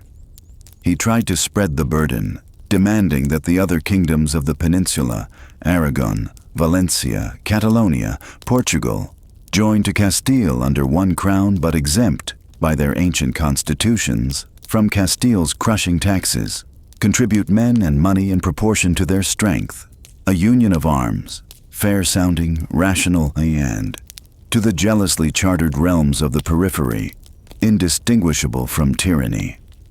They refused, he pressed, the wars demanded, and in 1640 the structure cracked, not at the frontier but at home. Catalonia rose in the spring, its peasants murdering the king's viceroy in the streets of Barcelona, and the province throwing itself into the arms of France. And before the year was out, Portugal rose too, proclaiming a native duke as its king, and taking with it, at a stroke, its entire overseas empire. And Spain, the master of two worlds, found itself at war on its own soil, against its own subjects, on two fronts at once, while the French crossed the Pyrenees and the Dutch took its fleets at sea. Olivares worked on, sleepless, scribbling, mortgaging what remained, until even the king could no longer protect him, and he fell from power in 1643, and retired, broken, to die within 2 years, muttering over his papers. And that same year, at a place in northern France called Rocroi, a French army destroyed the flower of the Army of Flanders in an afternoon, and the tercios, the unbreakable infantry that had frightened Europe for a century and a quarter, broke, and although historians rightly caution us that no single battle ends an age, Europe at the time understood perfectly well what it had witnessed, and so, in their hearts, did the Spaniards. The peace, when it finally came in installments, each one a receipt for the century. In 1648 at Westphalia, amid the general settlement of the 30 Years' War, Spain signed what it had refused to sign for 80 years and recognized the United Provinces of the Netherlands as a free and sovereign state, and the longest war of the age ended in the plainest possible verdict. The rebels had won, and the treasure that had been spent to prevent that sentence, a sum beyond all the silver of the Indies, had bought precisely nothing. 11 years later, the war with France ended with a treaty signed on an island in a river of the Pyrenees, and territory ceded, and a Spanish princess married to the young French king, Louis XIV, with a renunciation of her inheritance rights attached, and a dowry promise that Spain, of course, could never pay. A detail, one unpaid dowry among a century of unpaid debts that lawyers in Paris quietly filed away, and that would return, at the end of our story, to swallow the dynasty whole. Portugal was never recovered. Catalonia was exhausted on terms, and the fleet still came up the river to Seville, smaller now and mortgaged as ever, and the empire still stretched on the map from Manila to Naples, and the court still held in a palace filling with masterpieces, the most elaborate ceremonial in Europe. And everyone, from the king to the muleteers, went on speaking of Spain as the first monarchy of the world, in the way that people go on speaking of a great oak as a great oak, for years after the heart of it has gone hollow, because it is still the tallest thing in the field, and because no one alive remembers the field without it, the golden light at dusk. And now I want to turn this story over, the way one turns over a coin, because if I have told it honestly, then Spain in the 17th century should seem to you a country of ruin, emptying villages and beaten armies and shelved warnings. And yet, and this is one of the strangest and most beautiful facts in the whole history of civilization, this same Spain, this exact half-broken kingdom, in these exact decades, produced one of the supreme flowerings of art and literature that our species has ever achieved. An age so radiant that the Spaniards themselves call it, without argument, the Golden Age. The greatest painter of the age, and by many sober judgments the greatest painter who ever lived, worked in the middle of it in the palace itself. Diego Velázquez, court painter to Philip IV, who spent 30 years portraying this declining court with a truthfulness that has never been surpassed, and whom the king, in that hollowing palace, with the ledgers gathering, would stand and watch paint, hour after hour. And when you look, as I hope you someday will, slowly at his portraits of that royal family, the tired, courteous, melancholy faces, the little princesses in their impossible dresses attended by dwarfs and duennas in rooms full of shadow, you are looking at the most honest documents this story possesses, the empire's own face, seen without flattery and without cruelty, by the one man in the palace whose accounts were true. The theaters of Madrid in these same decades roared with the plays of Lope de Vega, who wrote hundreds upon hundreds of them, and of Calderon, whose most famous drama turns on a prince imprisoned in a tower, who cannot tell whether his life is real or dreamed, and whose most famous line, that life itself is a dream, and dreams themselves are dreaming, might stand as the motto of the whole enchanted kingdom. The mystics of the previous generation, Teresa of Avila and John of the Cross, had already written the most piercing spiritual poetry in the language. The sculptors were carving wooden saints so lifelike they seemed to breathe, and the age's bitter wit, Quevedo, was writing satires on the power of money so sharp that they are quoted in Spain to this day, including a famous refrain about a mighty gentleman named Sir Silver, born in the Indies, dying in Spain, and buried in Genoa. 3 lines that contain, you will notice, the entire economic history I have spent this night unfolding. And above them all, there is one book and one man. And here, if you will allow it, the whole story gathers itself into a single life. Miguel de Cervantes was born in 1547, 2 years after the silver was found at Potosí, into the household of a debt-ridden barber surgeon, and his life traversed, one station after another, every province of the world we have been describing. He fought at Lepanto, the great galley battle against the Turk, where his left hand was maimed for life, and he was proud of the wound to his dying day. He was captured by corsairs on the voyage home and spent 5 years a slave in Algiers, ransomed at last by charity. And back in Spain, the veteran of the empire's proudest victory found the only work its enchanted economy had to offer a one-handed hero, and became a requisitioning agent, gathering wheat and oil for the provisioning of the great Armada, and then a tax collector. And he was excommunicated by villages he requisitioned, and jailed more than once, when the accounts he was forced to keep in the crown's chaotic service failed to balance. And it was in prison, according to his own preface, that there first stirred in him the idea of a book. The book, when it came, in 1605, was Don Quixote, the story of a poor, aging gentleman of La Mancha, his head so filled with tales of chivalry that he can no longer see the world as it is, who puts on his great-grandfather's rusted armor, takes a barber's basin for a helmet, and rides out into the dusty roads of a Spain of muleteers and innkeepers and convicts, to revive by pure force of belief a golden age that never existed, and who is beaten, mocked, and undeceived, adventure by adventure, and who is somehow, through it all, the noblest person in the book, and the world laughed, and Europe laughed, and it has never stopped being read from that day to this. But it has taken the world a long time to hear what the book was saying, and I will say it here plainly, because there could be no more perfect ending to this part of our story.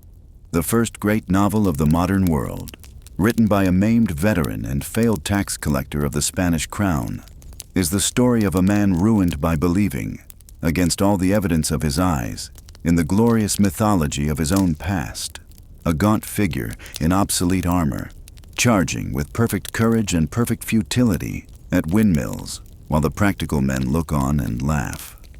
Cervantes had watched an entire empire do exactly that, and he had helped provision the windmill charge himself, wheat sack by wheat sack, for the Armada, and out of all of it, the maimed hand and the slave years and the debtor's cells, he distilled not bitterness but the tenderest and funniest and saddest book of his age, in which Spain, without ever being named, sits for its true portrait, enchanted, absurd, cruel, generous, and dreaming, still dreaming in the dust of the failing light, the last of the line.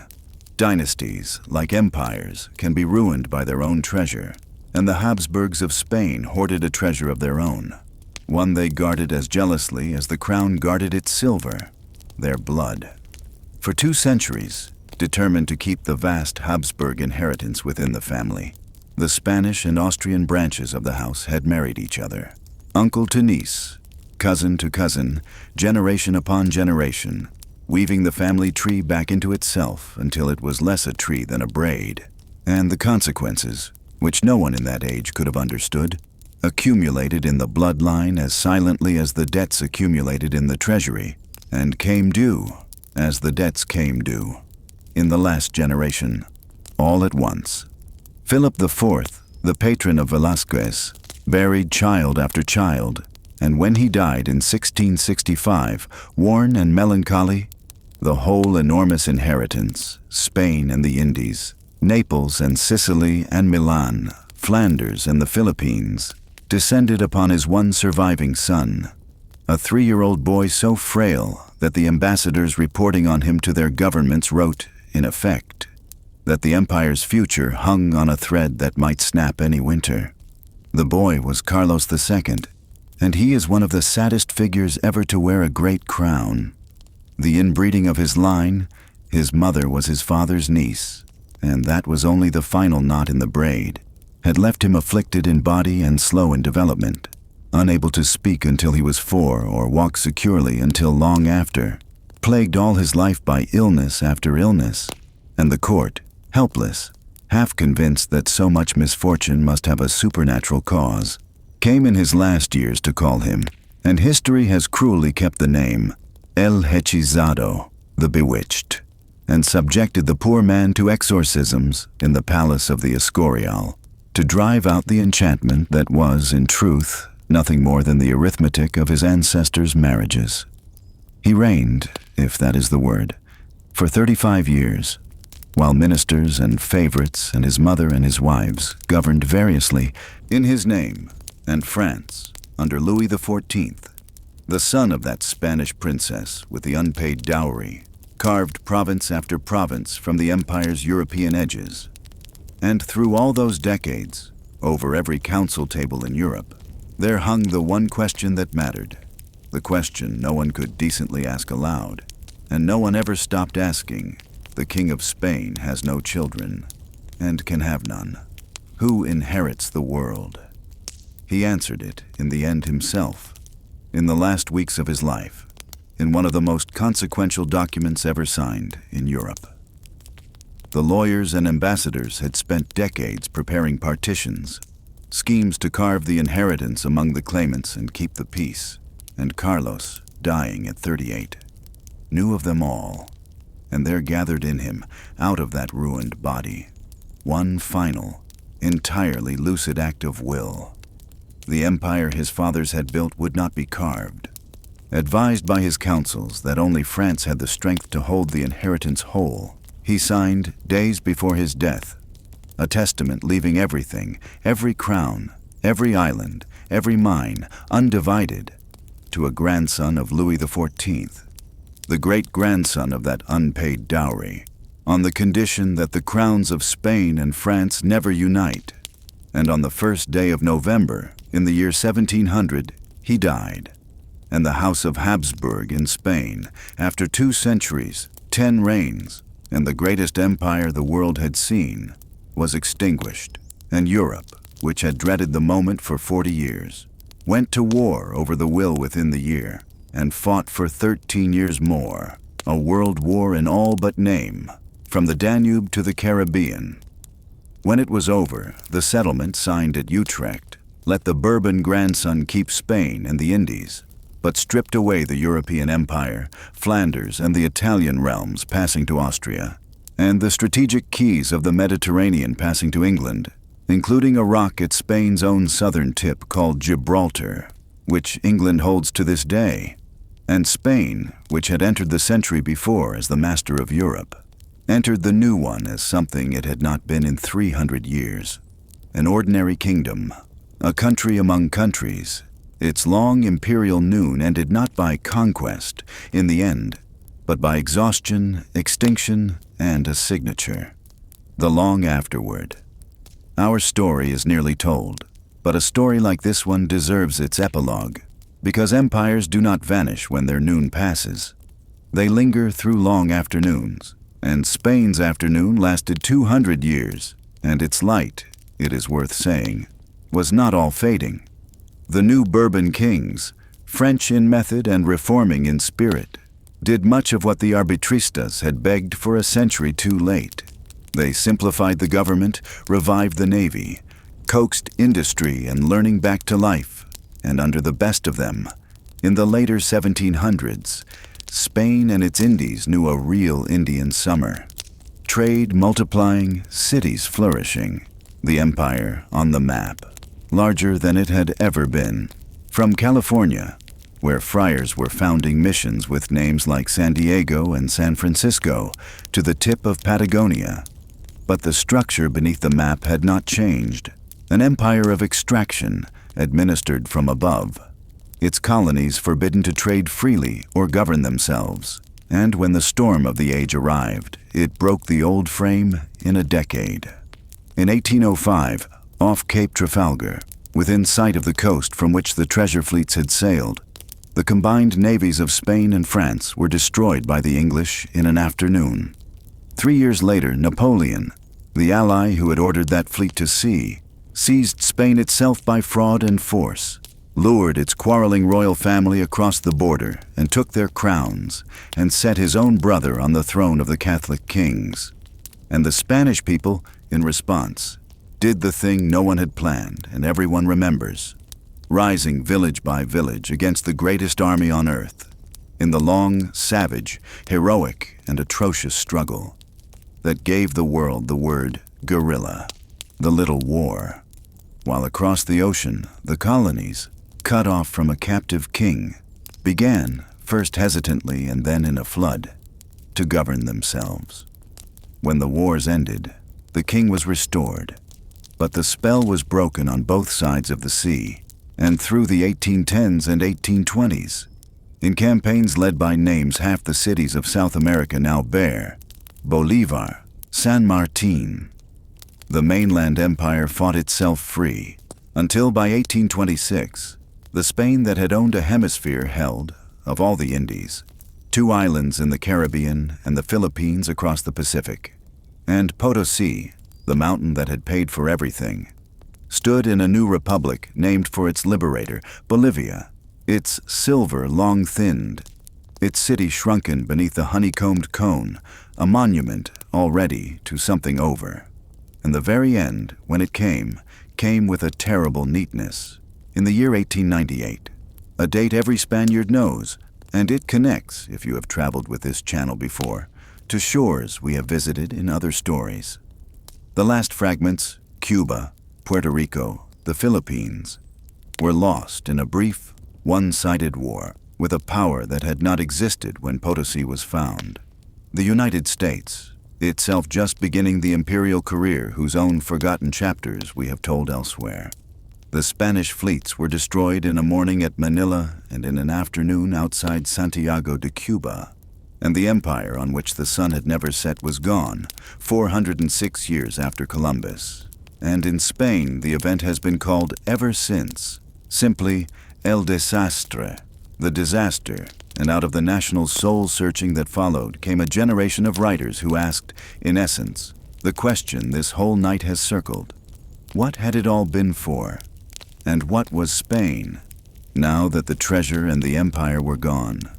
It is not for a storyteller at midnight to answer for them, but it is worth recording where the silver itself ended, scattered through the coinage and the ingots and the shipwrecks of the world, in the treasuries of China and the museums of Europe and the sand of the Caribbean floor, where divers still find it, and where the mountain ended, for Cerro Rico stands yet, mined now for tin and for the leavings of 4 centuries, so riddled with workings, thousands upon thousands of tunnels, that engineers in our own time monitor the summit for fear the whole peak may one day fall in upon its emptiness. And there are miners inside it tonight, Bolivian men and boys with lamps on their heads, working the old stone for wages that would sadden you, under a mountain that gave the world its money and kept, for itself and its people, so very little. The rain fell on the roof for 300 years. The house beneath, on both sides of the ocean, stayed dry, aboard the silver galleons. We have followed the treasure across the ocean many times tonight, but always from a height, as a line on a map. And before the accounts are closed, it is worth going down, once, onto the deck itself, because the Atlantic crossing was a human experience as vivid and as hard as anything in the mines, and the men who lived it left us enough of their letters and journals to walk it with them. Picture, then, a great galleon of the treasure fleet on the morning it clears Havana for Spain, and understand first what a strange world it was. A wooden town of several hundred souls, soldiers and sailors and friars and merchants and returning colonists and stowaways, packed into a hull perhaps 150 feet long, riding low, always too low, because beyond the registered silver in the strong room below the waterline, there was smuggled silver everywhere, sewn into mattresses, buried in barrels of hides, bricked into private chests, so that captains complained in official letters that their ships handled like laden mules, and every man aboard, from the general of the fleet to the boys who turned the sandglasses, had some private stake riding in the hold. The day was ruled by the turning of those half-hour glasses, and by the calls of the ship's boys, who sang out the hours with little rhyming prayers, and by the rhythm of religious life. For a galleon was a floating parish, with morning prayers at the mainmast and the salve sung at evening. The whole crew bareheaded in the failing light, asking the Virgin, in the old words, for a good voyage through the perils of the sea. And it is worth remembering whenever the treasure fleets appear in our imagination as a system, an arrow on a chart, that the system was made of evenings like that, several hundred bareheaded men between 2 immensities, singing toward home. The life between the prayers was hard in ways that no landsman's story quite prepares you for. Space was so scarce that men slept where they could, on deck among the guns in fair weather, in fetid corners below in foul. The food was ship's biscuit that had to be knocked against the deck, to startle the weevils out of it, salt meat and salt fish, cheese gone hard as the biscuit, and beans boiled in seawater half the time to spare the fresh, and the water itself, weeks out from Havana, in casks that had crossed the ocean too many times, grew green and thick, and had to be strained between the teeth, and men drank it holding their noses, and wrote about it, decades later, as the thing they could not forget. Below decks, the ship stank of bilge and tar and crowded humanity, and everything a man owned was damp from one landfall to the next.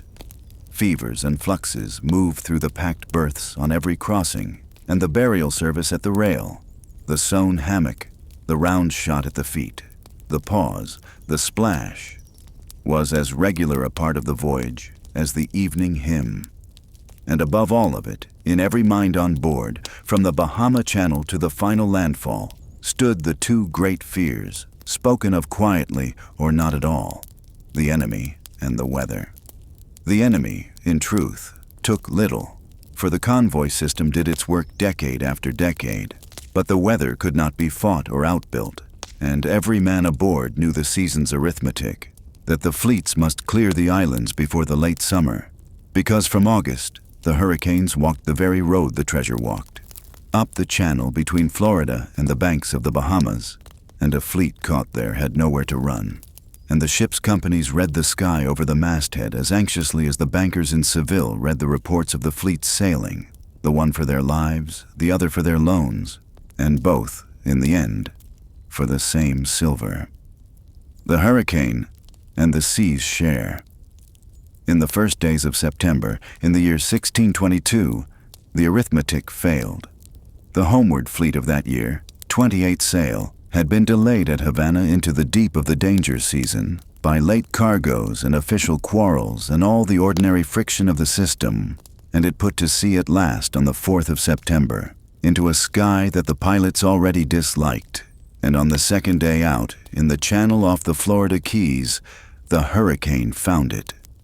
The accounts of the survivors describe what the accounts of sailors in that sea have always described, the wind rising through the day beyond anything the oldest men aboard had known, the fleet scattering, each ship suddenly and completely alone in a world of white water, sails blown out of their ropes, masts cut away to ease the rolling, and then the long night of it, the pumps choking, the caulking working out of the seams, the water gaining foot by foot in the holds where the silver lay stacked, beautifully, uselessly, 400 tons of ballast dragging the hulls down into the dark. 8 ships of the fleet were lost that night, and among them, on the reefs westward of the Keys, went down the great galleon Nuestra Señora de Atocha, rear guard of the fleet, carrying one of the richest single cargoes ever registered, tens of tons of silver, gold, emeralds from the mines of New Granada, and 265 people, of whom the sea gave back 3 sailors and 2 enslaved men, found clinging to the stump of the mizzenmast by a rescue boat in the morning. Out of all that company, Spain's salvage crews, and Spanish salvage was patient and skilled, worked those reefs for half a century, groping with divers and grapples in the surge, and recovered much from the Atocha's sister wreck. But the Atocha herself, broken and buried by a second hurricane that scattered her bones across the seabed within the month, they never found, and the richest fish that ever drowned, as one of the salvage men called her, passed out of knowledge and into legend, an entry in the ledgers of the House of Trade marked, in effect, lost, with all hands, to the sea. And here this story does something rare among the stories we tell on this channel. It opens its eyes again, in our own lifetime. Because the ledgers survived, every registered ingot of the Atocha's cargo written down in the archives at Seville, and in the 1970s, a treasure hunter in Florida named Mel Fisher, a chicken farmer's son who had fallen in love with diving, set out to find her, guided by a scholar who spent years in the old archives teasing the true position out of the 17th century salvage reports.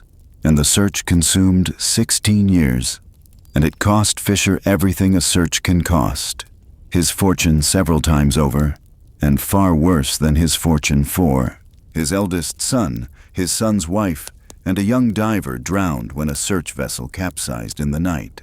And he kept on, with a stubbornness that you may weigh as you please, magnificent or unaccountable, announcing every morning to his exhausted crews that today was the day. And on the 20th of July, 1985, it finally was. Divers following a trail of scattered artifacts came over a place on the seabed where the shapes resolved in the green light into a reef that was not a reef, a wall, a stacked wall of silver bars. 1,000 of them lying as the hold had spilled them 3.5 centuries before, with the coins in blackened clumps around them, and the emeralds scattered in the sand, and the archaeologists who spent the following decades on the site recovered, alongside the treasure, the small things that are worth more than treasure to people like us. The pewter plates and the navigator's astrolabe, a little gold cup, combs, buckles, the bosun's whistle, the ordinary furniture of 265 interrupted lives. And if you go today to Key West, you can stand in front of the Atocha's silver behind museum glass, ingots whose registry numbers still match the Seville ledgers, and complete with your own eyes. A transaction that began in the tunnels of Potosí in the reign of Philip IV. The sea, which took its share of the empire's treasure on that September night, kept it the longest of anyone, and returned it, in the end, to no crown and no bank, but to memory, which is, perhaps, where all of it was always headed, the coin that conquered the world. There is one more voyage to make before we close the ledgers, and it is the strangest of them all, because it is the voyage the silver itself made after all the fleets were done with it, and it leads to the one conquest in this whole story that can truly be called complete. The coin of the empire, the peso of 8 reals, the piece of 8, struck by the 100 million in the mints of Potosí and Mexico from silver of a stamped and lawful fineness, became something no money had ever been before. The first currency of the entire planet, the coin in which a Boston merchant reckoned, and a Canton tea broker and a Levantine money changer all at once, not because any power compelled them, but because the coin was everywhere, and everywhere the same, and everyone would take it, which is, in the end, all that money has ever been. We have already watched a great share of it drain eastward to China along the routes of Europe and the Indian Ocean. But Spain had opened its own private door to China as well, and through it, for 250 years, passed the longest regular voyage of the age. The Manila Galleon, sailing each year from Acapulco on the Pacific coast of Mexico, laden with almost nothing but silver, months across the emptiest ocean on earth to the Philippines, where the silver met the silks and porcelains that the junks brought down from the Chinese coast. And then the terrible return, north into the high latitudes to catch the westerlies, half a year and more at sea without a landfall, the deadliest scheduled voyage in the world. Scurvy carving through the passengers so dreadfully that there were crossings that arrived off California. The crews too weak to lower a boat, with a third of those aboard sewn and slid over the side in the crossing. Acapulco to Manila, Manila to Canton. The piece of 8 sank into Asia by the shipload for 2.5 centuries, and Chinese merchants, trusting the coin but not the strangers, stamped each one they handled with their own tiny character marks, so that a single surviving peso may carry a dozen chops, the passport stamps of its journey through the world. And collectors today hold such coins, minted under one mountain in Bolivia, marked in the shops of another empire entirely. And there are few objects on this earth that carry more of the story of their age in less space. And the coin outlived the empire that struck it. And this is the part of the story that may be sitting, right now, in your own pocket. In the British colonies of North America, chronically short of English coin, the money that actually circulated, the money in which wages were paid and prices were thought, was the Spanish piece of 8, the Spanish milled dollar as the colonists called it.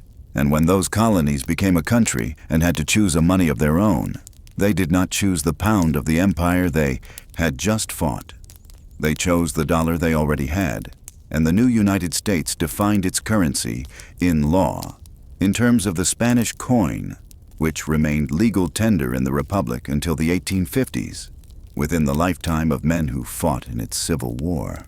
The Spanish practice of cutting the coin into 8 wedge-shaped bits to make small change survives in the American habit, still alive in the language of its stock markets within living memory, of reckoning in eighths of a dollar, and in the old cry of 2 bits for a quarter, and the very symbol of the dollar, that S with its vertical strokes, descends by the most widely accepted account from the scribal abbreviation for the peso, and some have long argued, though it is one of those origin stories that is probably too perfect to be provable, that it echoes the design on the Potosí coins themselves, the pillars of Hercules wrapped in a ribbon bearing the empire's boast, plus ultra, further beyond.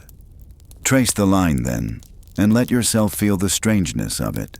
From the Mita processions leaving the Andean villages, to the treading of the Mercury, to the mint beneath the Red Mountain, to the galleons and the counting houses, to a colonial shopkeeper in Philadelphia making change, to the sign that stands today beside every price in the richest economy on earth. The empire lost everything: the wars, the provinces, the treasure, the throne itself, and its money, the very instrument of its enchantment, quietly conquered the world, and holds it still, counting what the treasure bought.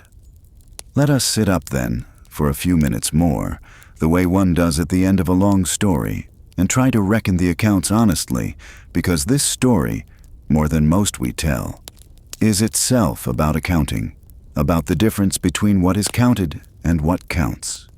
Begin with the plain sums.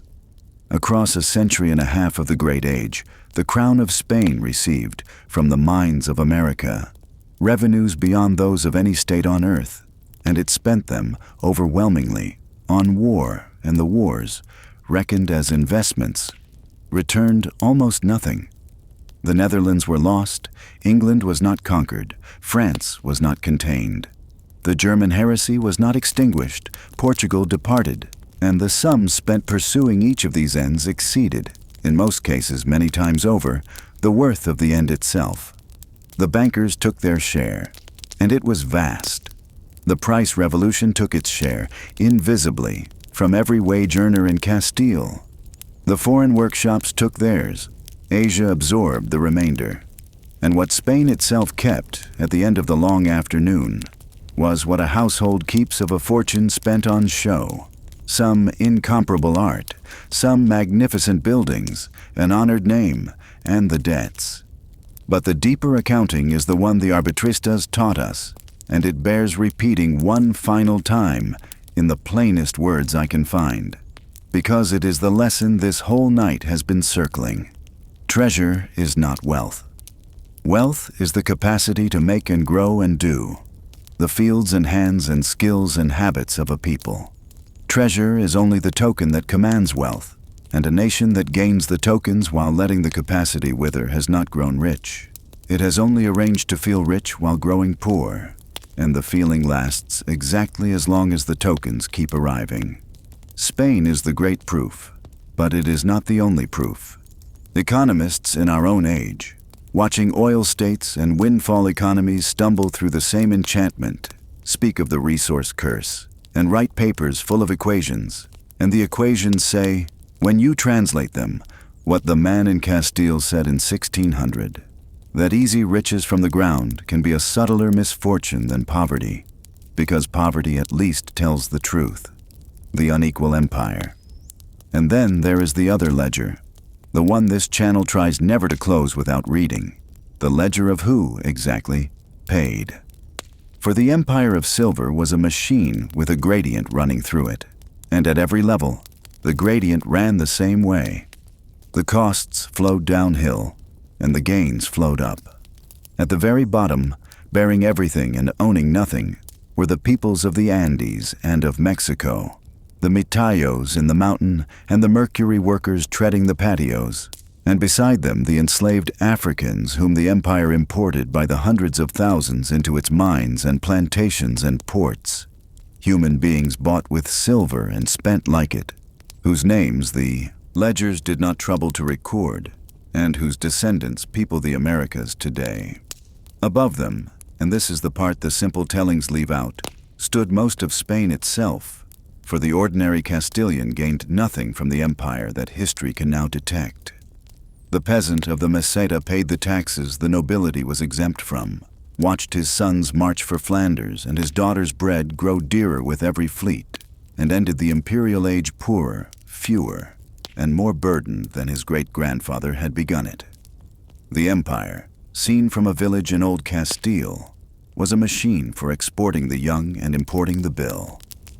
The gains gathered higher up, and mostly elsewhere, with the great nobles and the churchmen whose exemptions held, with the office holders and rentiers of the enchanted economy, and above all, in the final reckoning with the bankers of Genoa and the merchants of Amsterdam and London, the foreigners who had learned to farm the empire's needs, so that the truest beneficiaries of the Mountain of Silver were men who never saw it, and the nations that defeated Spain were built, in no small part, on Spain's own treasure. When people speak of the wealth of empire, it is worth asking, always and of every empire, the question this story forces: whose wealth and whose empire? For the Spanish Empire enriched, in the end, neither the Indians who dug its silver, nor the Spaniards who died for its flag. It enriched a thin, bright layer at the top of its own world, and a broad, practical layer in the worlds of its rivals, and it called the whole arrangement glory for so long and so magnificently that half of history has believed it. The city where the world came ashore. We have passed through Seville many times tonight, always following the silver, and before the end it deserves what we gave the mountain, a slow look at street level, in its noon, because for 100 years this one Andalusian river town was the hinge of the planet, the single legal doorway between Europe and the Americas, and there has rarely been a city like it. Its population tripled within a century until it stood among the largest cities of Europe, and everything about it was shaped by the fleets. The year turned not on the harvest, but on the sailings and the arrivals, the whole city holding its breath from the moment the outbound ships dropped down river in the spring until the lookout towers signaled the returning sails. And in between, Seville waited and lent and gambled, for the entire town, from the great merchant dynasties to the water sellers, lived on credit against the fleet. And a late fleet meant a city of held breath, and a lost fleet meant ruin general and immediate. And the records of the age are full of the phrase, spoken of some bankruptcy or suicide, that the ships had not come in.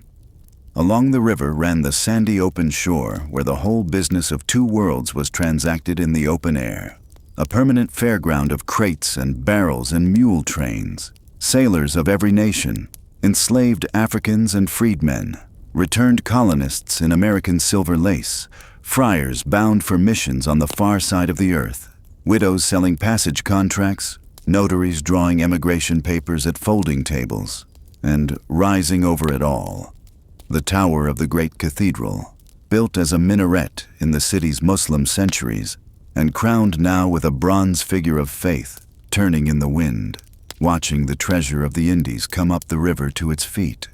And because this is Seville, the age gave it a shadow city as vivid as the golden one. The wealth drew what wealth draws, and the Seville of the treasure years was famous across Europe simultaneously for its piety and its underworld, for its 100 churches, and for a thieves' quarter so organized that its brotherhood of criminals was said, only half in jest, to keep its own accounts and observe its own feast days. Cervantes, who knew the city's jail from the inside, as we have heard, set among its rogues one of his most loving stories of two boys who come to Seville to be thieves and find the profession has an examination and a guild. And the greatest painters of the age walked those same streets, for Velázquez was a Sevillian tailor's grandson who learned to paint in a workshop off those very lanes, painting water sellers and kitchen maids with the gravity other men reserved for kings. And Murillo filled the city's churches with Madonnas whose faces he found in its doorways. Gold-laced, returnees from the Indies swaggered past processions of penitents. Fortunes made in Potosí bought chapels and chaplaincies and forgiveness. The slave market and the cathedral stood in the same city and the same conscience, and the whole roaring, praying, cheating, magnificent town was, for its century, the truest portrait of the empire itself, the place where the treasure actually touched Spain, and where you could watch, in a single afternoon on the river shore, everything it gave and everything it could not give, changing hands under the turning figure of faith. It could not last, and it is part of the shape of this story that Seville's fall required no sack and no siege. The river did it, The Guadalquivir, silting slowly through the 1600s until the great ships could no longer make the passage, and the monopoly passed down the coast to Cadiz, and the city that had been the doorway of the world subsided, gently, decade by decade, into what travelers of the following age found and loved. A beautiful, half-dreaming provincial capital, full of orange trees and bells, and the enormous architecture of a departed noon, keeping in a building beside the cathedral, the one treasure that never left, the archive of the whole adventure, of which more in a moment. Voices from the Empire. Before the summing up, let us do what we have done on other nights and step out of the narrative altogether, to listen for a moment to the people themselves, because an empire this size leaves millions of lives between the lines of its ledgers, and the fragments that survive are worth more than any general account. Much of what we know of the ordinary texture of it comes from an accident of bureaucracy.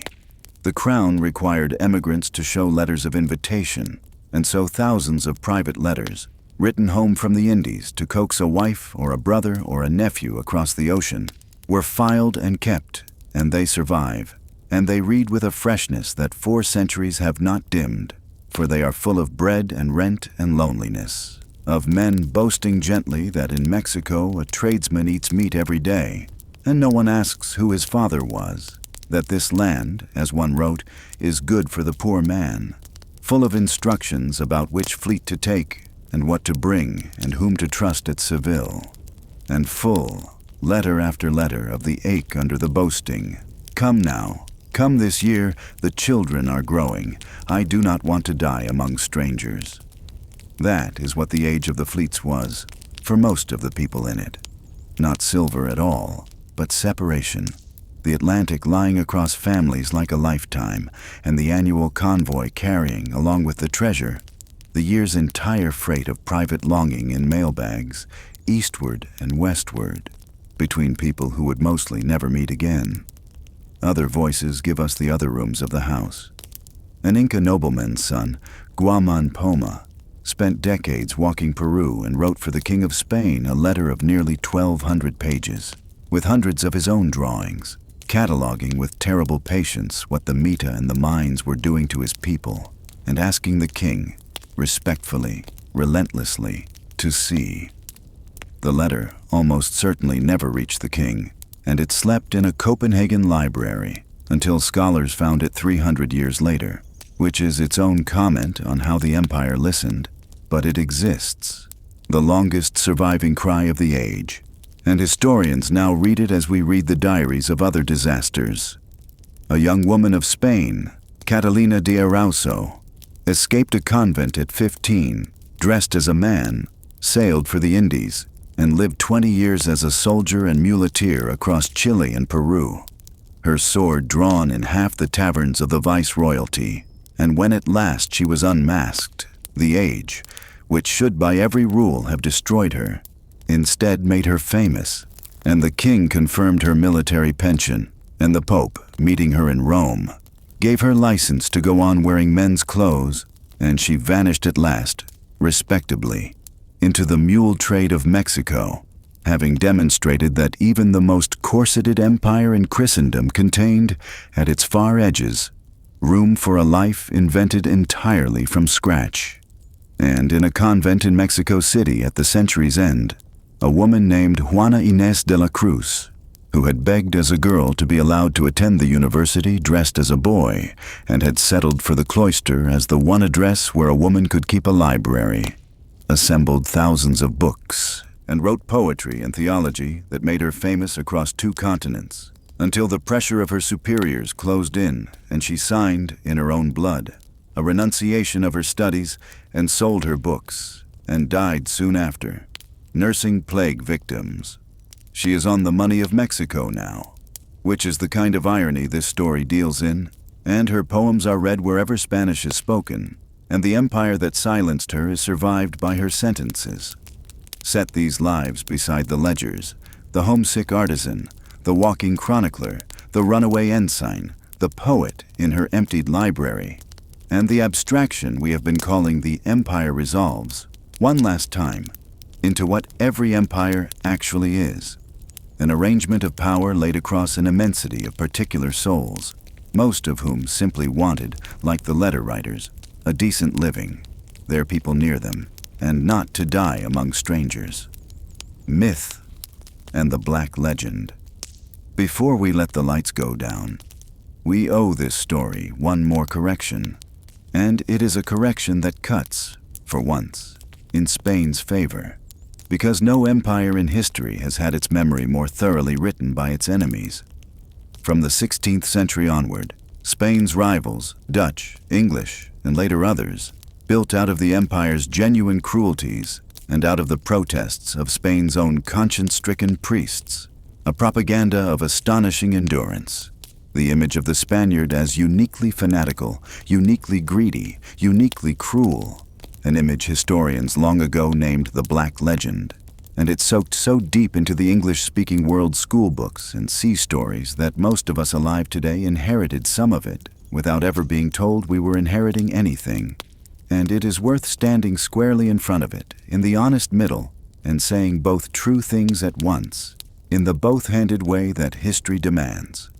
It is true that the Spanish Empire rested on conquest, forced labor, and slavery, that the Mita was a machine of death, that the expulsions of 1492 and 1609 were cruelties as well as blunders, and nothing in this night's story has tried to soften any of it.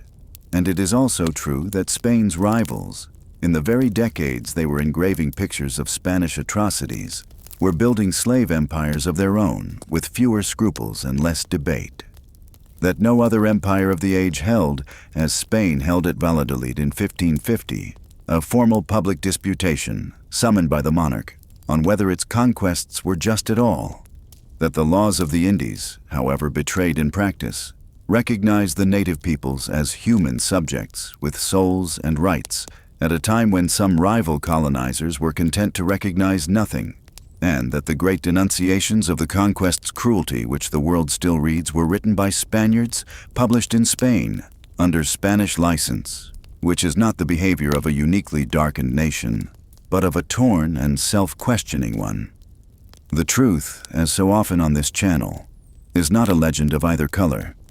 It is a human gray, the gray of a vast machine built by ordinary people, some vicious, some heroic, most merely obedient. And the useful question it leaves us is never which nation was the monster, but how the machine was built, and why the warnings failed, and what any people, our own included, does when the wealth is enormous and the cost is borne far away, out of sight, by someone else. The closing of the doors. There is one more strand of the ruin that we have not yet drawn out on its own, and it deserves its moment, because it cost Spain something that no fleet ever carried and no bankruptcy ever measured, and that is the slow closing of the Spanish mind. The Spain of the early 1500s had been, it is easy to forget, one of the intellectual powers of Europe. Its universities crowded and argumentative, its presses busy, its scholars, the Salamanca theologians we met earlier among them, working at the very frontier of the age's thought in law, in ethics, in what would one day be called economics, the country of the first grammar of a modern European language, of pioneering hospitals and navigation science, a country that debated, as no other did, the very justice of its own conquests. And then, decade by decade, in the name of protecting the faith that the treasure was funding wars to defend, the doors began to swing shut. The machinery of the Inquisition, which had been built to police converts, widened into a general apparatus of orthodoxy, with its indexes of forbidden books and its licenses, and its public ceremonies of penance and punishment that made caution a national habit. And in the 1550s, at the very hinge of the century, the Crown took the decisive steps, forbidding, with narrow exceptions, the import of foreign books and the study of Spaniards at foreign universities, sealing the kingdom's intellectual borders at almost exactly the moment its economic ones were being pried open by every smuggler in Europe. The purpose was purity. The effect, compounding silently across generations like the debts, was quarantine, And Spain, which had entered the century arguing with all of Europe, spent the next one arguing increasingly with itself, in an ever narrower room. The scientific revolution that remade the mind of the North in the 1600s passed the peninsula almost without touching it. The universities that had once led Europe subsided into memorization and rank, and by the century's end, the country that had produced the boldest political philosophy of its age imported even its engineers. It is the quietest of all the expulsions in this story, and the only one with no ships and no processions. After the merchants in 1492 and the farmers in 1609, the third thing Spain exiled was curiosity, and of the three, it may have been the costliest, because tools can be bought and fields resown. But a habit of questioning, once broken, takes centuries to mend, and the bill for it was still being paid long after the last piece of 8 was struck. Velvet and hunger. And if you want to know what all of this felt like from inside, at street level, in the everyday, there is a place to look, because the Spain of the long afternoon wrote its own self-portrait, and it is one of the most unsparing any nation has ever made. While the court painters recorded the kings, a new kind of book was being read aloud in the inns and barber shops. The picaresque, the rogue's tale, born in Spain with a slim, anonymous masterpiece about a boy called Lazarillo, who serves a succession of masters each hungrier and prouder than the last. And the figure at the heart of that whole literature, the figure Spain recognized instantly and laughed at with a wince, was the starving gentleman. The hidalgo with his cloak brushed and his ruff pressed and nothing whatever in his larder, who strides through the market at noon with a toothpick in his mouth so that the neighbors will believe he has dined. The books are comedies, and they are also documents, as precise in their way as the price histories, because they record the exact psychological weather of the enchanted economy, a society in which honor had detached itself from function, in which the appearance of not needing to work had become more valuable than the fruits of working, in which a man would genuinely rather hunger in velvet than prosper in an apron, because the apron cost him his standing and the velvet, however empty, kept it. The toothpick at noon is the price revolution and the shelved memorials and the republic of enchanted men, all of it compressed into a single human gesture. And it is worth saying plainly that the gesture was not stupidity, and the men who made it were not fools. They were responding, quite rationally, to the incentives their world had actually built, a world in which the paths of reward genuinely did run through status and office and rent, rather than through workshop and furrow. And that is precisely what made the enchantment so hard to break, in Spain and in every windfall society since. No lecture can talk a man out of a dream that his own daily experience keeps confirming. The arbitristas could diagnose it. The novelists could laugh at it. The toothpick stayed. Nations, it turns out, do not change their dreams because the dreams are ruinous. They change them, slowly and painfully, when the dreams stop paying even in appearances. And that day, for Spain, lay generations beyond the last fleet. Rain by rain through the long afternoon. It may help, before the final reckonings, to walk the whole arc once more, quickly and in order, the way one walks back through a long house before leaving it, because this story has covered a century and a half of turning points, and seeing them in sequence, each reign handing its arithmetic to the next, reveals the shape of the thing better than any single scene. Under Ferdinand and Isabella, at the very end of the 1400s, the frame is built. The crusade completed. The commercial classes expelled, the ocean crossed, the kingdom's dream of one wealth confirmed at the exact moment the instrument of it, America, falls into its hands. Under Charles V, through the 1520s, 30s, and 40s, the obligations arrive before the treasure, the impossible inheritance, the wars on every front, the borrowing against a future that has only just been discovered. And then, from 1545, the mountain and the future itself becomes collateral. Under Philip II, the machine runs at full power and the seams open one by one. The price revolution biting deep by the 1560s. The Netherlands aflame from 1566. The first bankruptcies already declared, the Meta formalized in the 1570s to feed the mercury process, the Armada broken in 1588, and by the king's death in 1598 the pattern is complete and locked. Maximum treasure, maximum war, maximum debt, and the warnings beginning. Under Philip III, the quiet decade, the truce with the Dutch, the plague and the emptying villages, the arbitristas writing their shelved diagnoses, and the one great act, the expulsion of the Moriscos in 1609, a wound entirely self-inflicted. Under Philip IV and Olivares, the attempt to force the machine back to full power against a world that has caught up. The wars resumed in the 1620s. The fleet taken whole at Matanzas in 1628. The silver arrivals thinning. And then the terrible year 1640. Catalonia and Portugal in revolt. The minister fallen by 1643. And the tercios broken at Rocroi. And the receipts signed at Westphalia in 1648. And the Pyrenees in 1659. And under Carlos II, the long dusk, the bewitched king in the emptying palace, the powers circling the will, and the line itself failing in 1700. The dynasty extinguished not by any enemy, but by its own hoarded blood, as the treasury had been exhausted by its own hoarded silver. Walk it in order like that, and you can see what the people inside it could not, that there was no single fatal day, no one gate left open, that every reign inherited a situation slightly worse and passed on a situation slightly worse than that, and that the moments when a great turning was possible, and there were such moments after the truce, after the bankruptcies, after 1640, each came dressed as a crisis to be survived rather than a chance to be taken, and was survived. And the chance was not taken, and the afternoon wore on. How the story survived.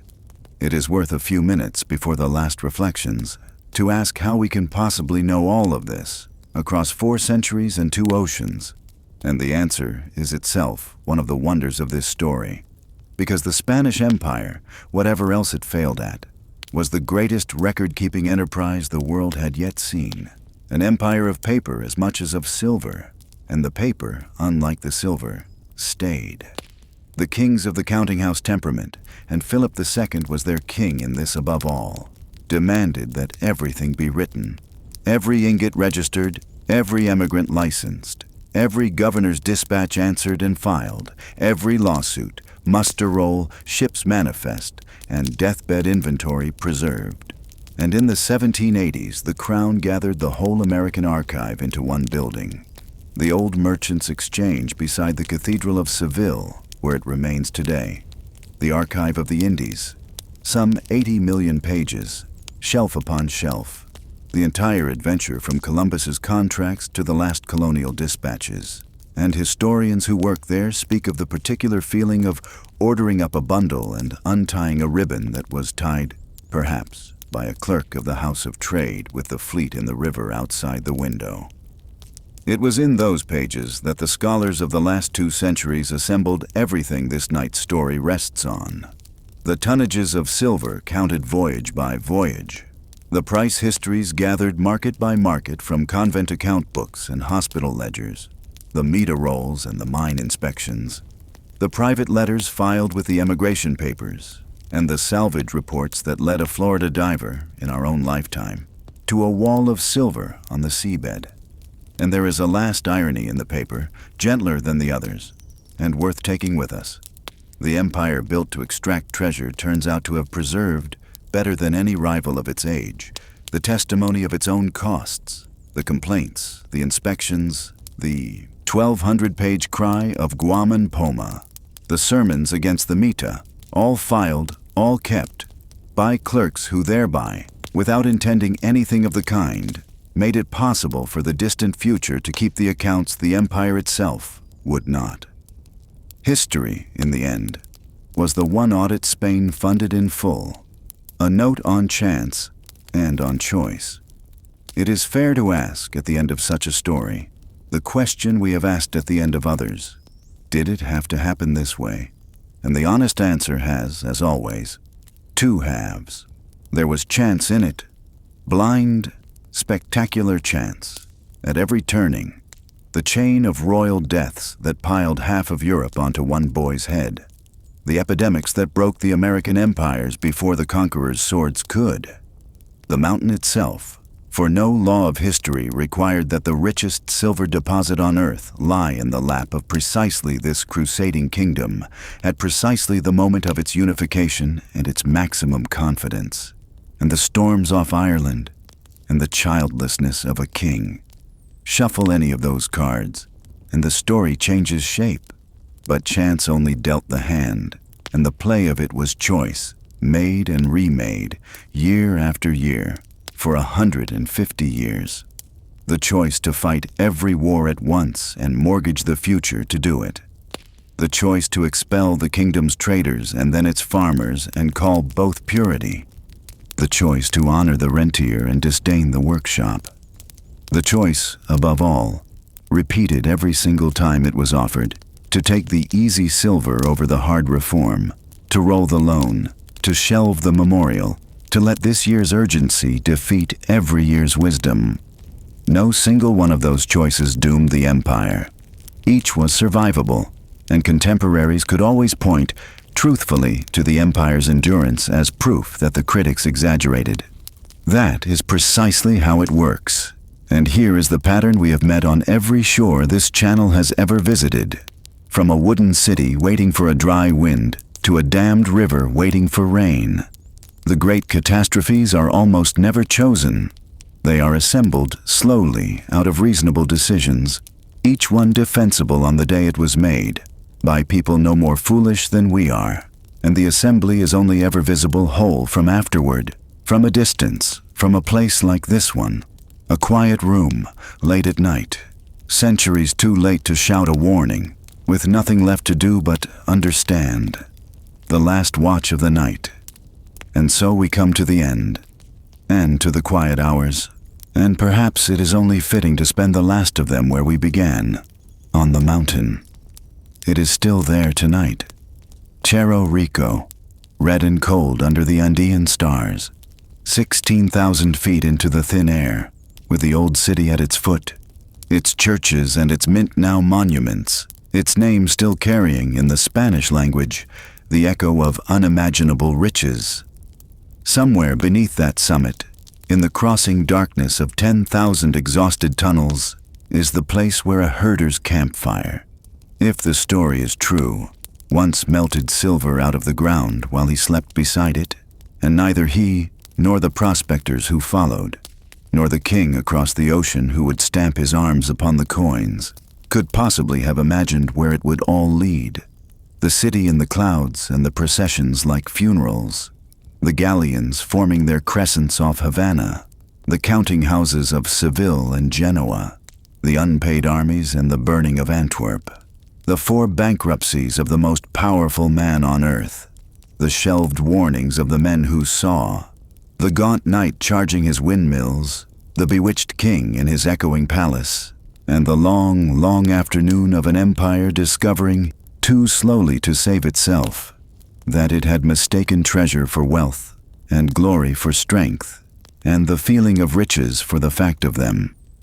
The silver is scattered now beyond all gathering, in coin cabinets and shipwrecks and the melted-down bracelets of the world, and the empire is an atlas of memories, and the language it carried is the mother tongue of 500 million people, which may be, when everything else is counted, the only conquest that ever truly lasted. And the miners still go into the mountain. That is the fact I find I cannot put down tonight, the one I will leave beside you as the lights go out. After everything, after the whole story you have just heard, there are still men inside Cerro Rico in the dark, with lamps on their heads, tapping at the stone.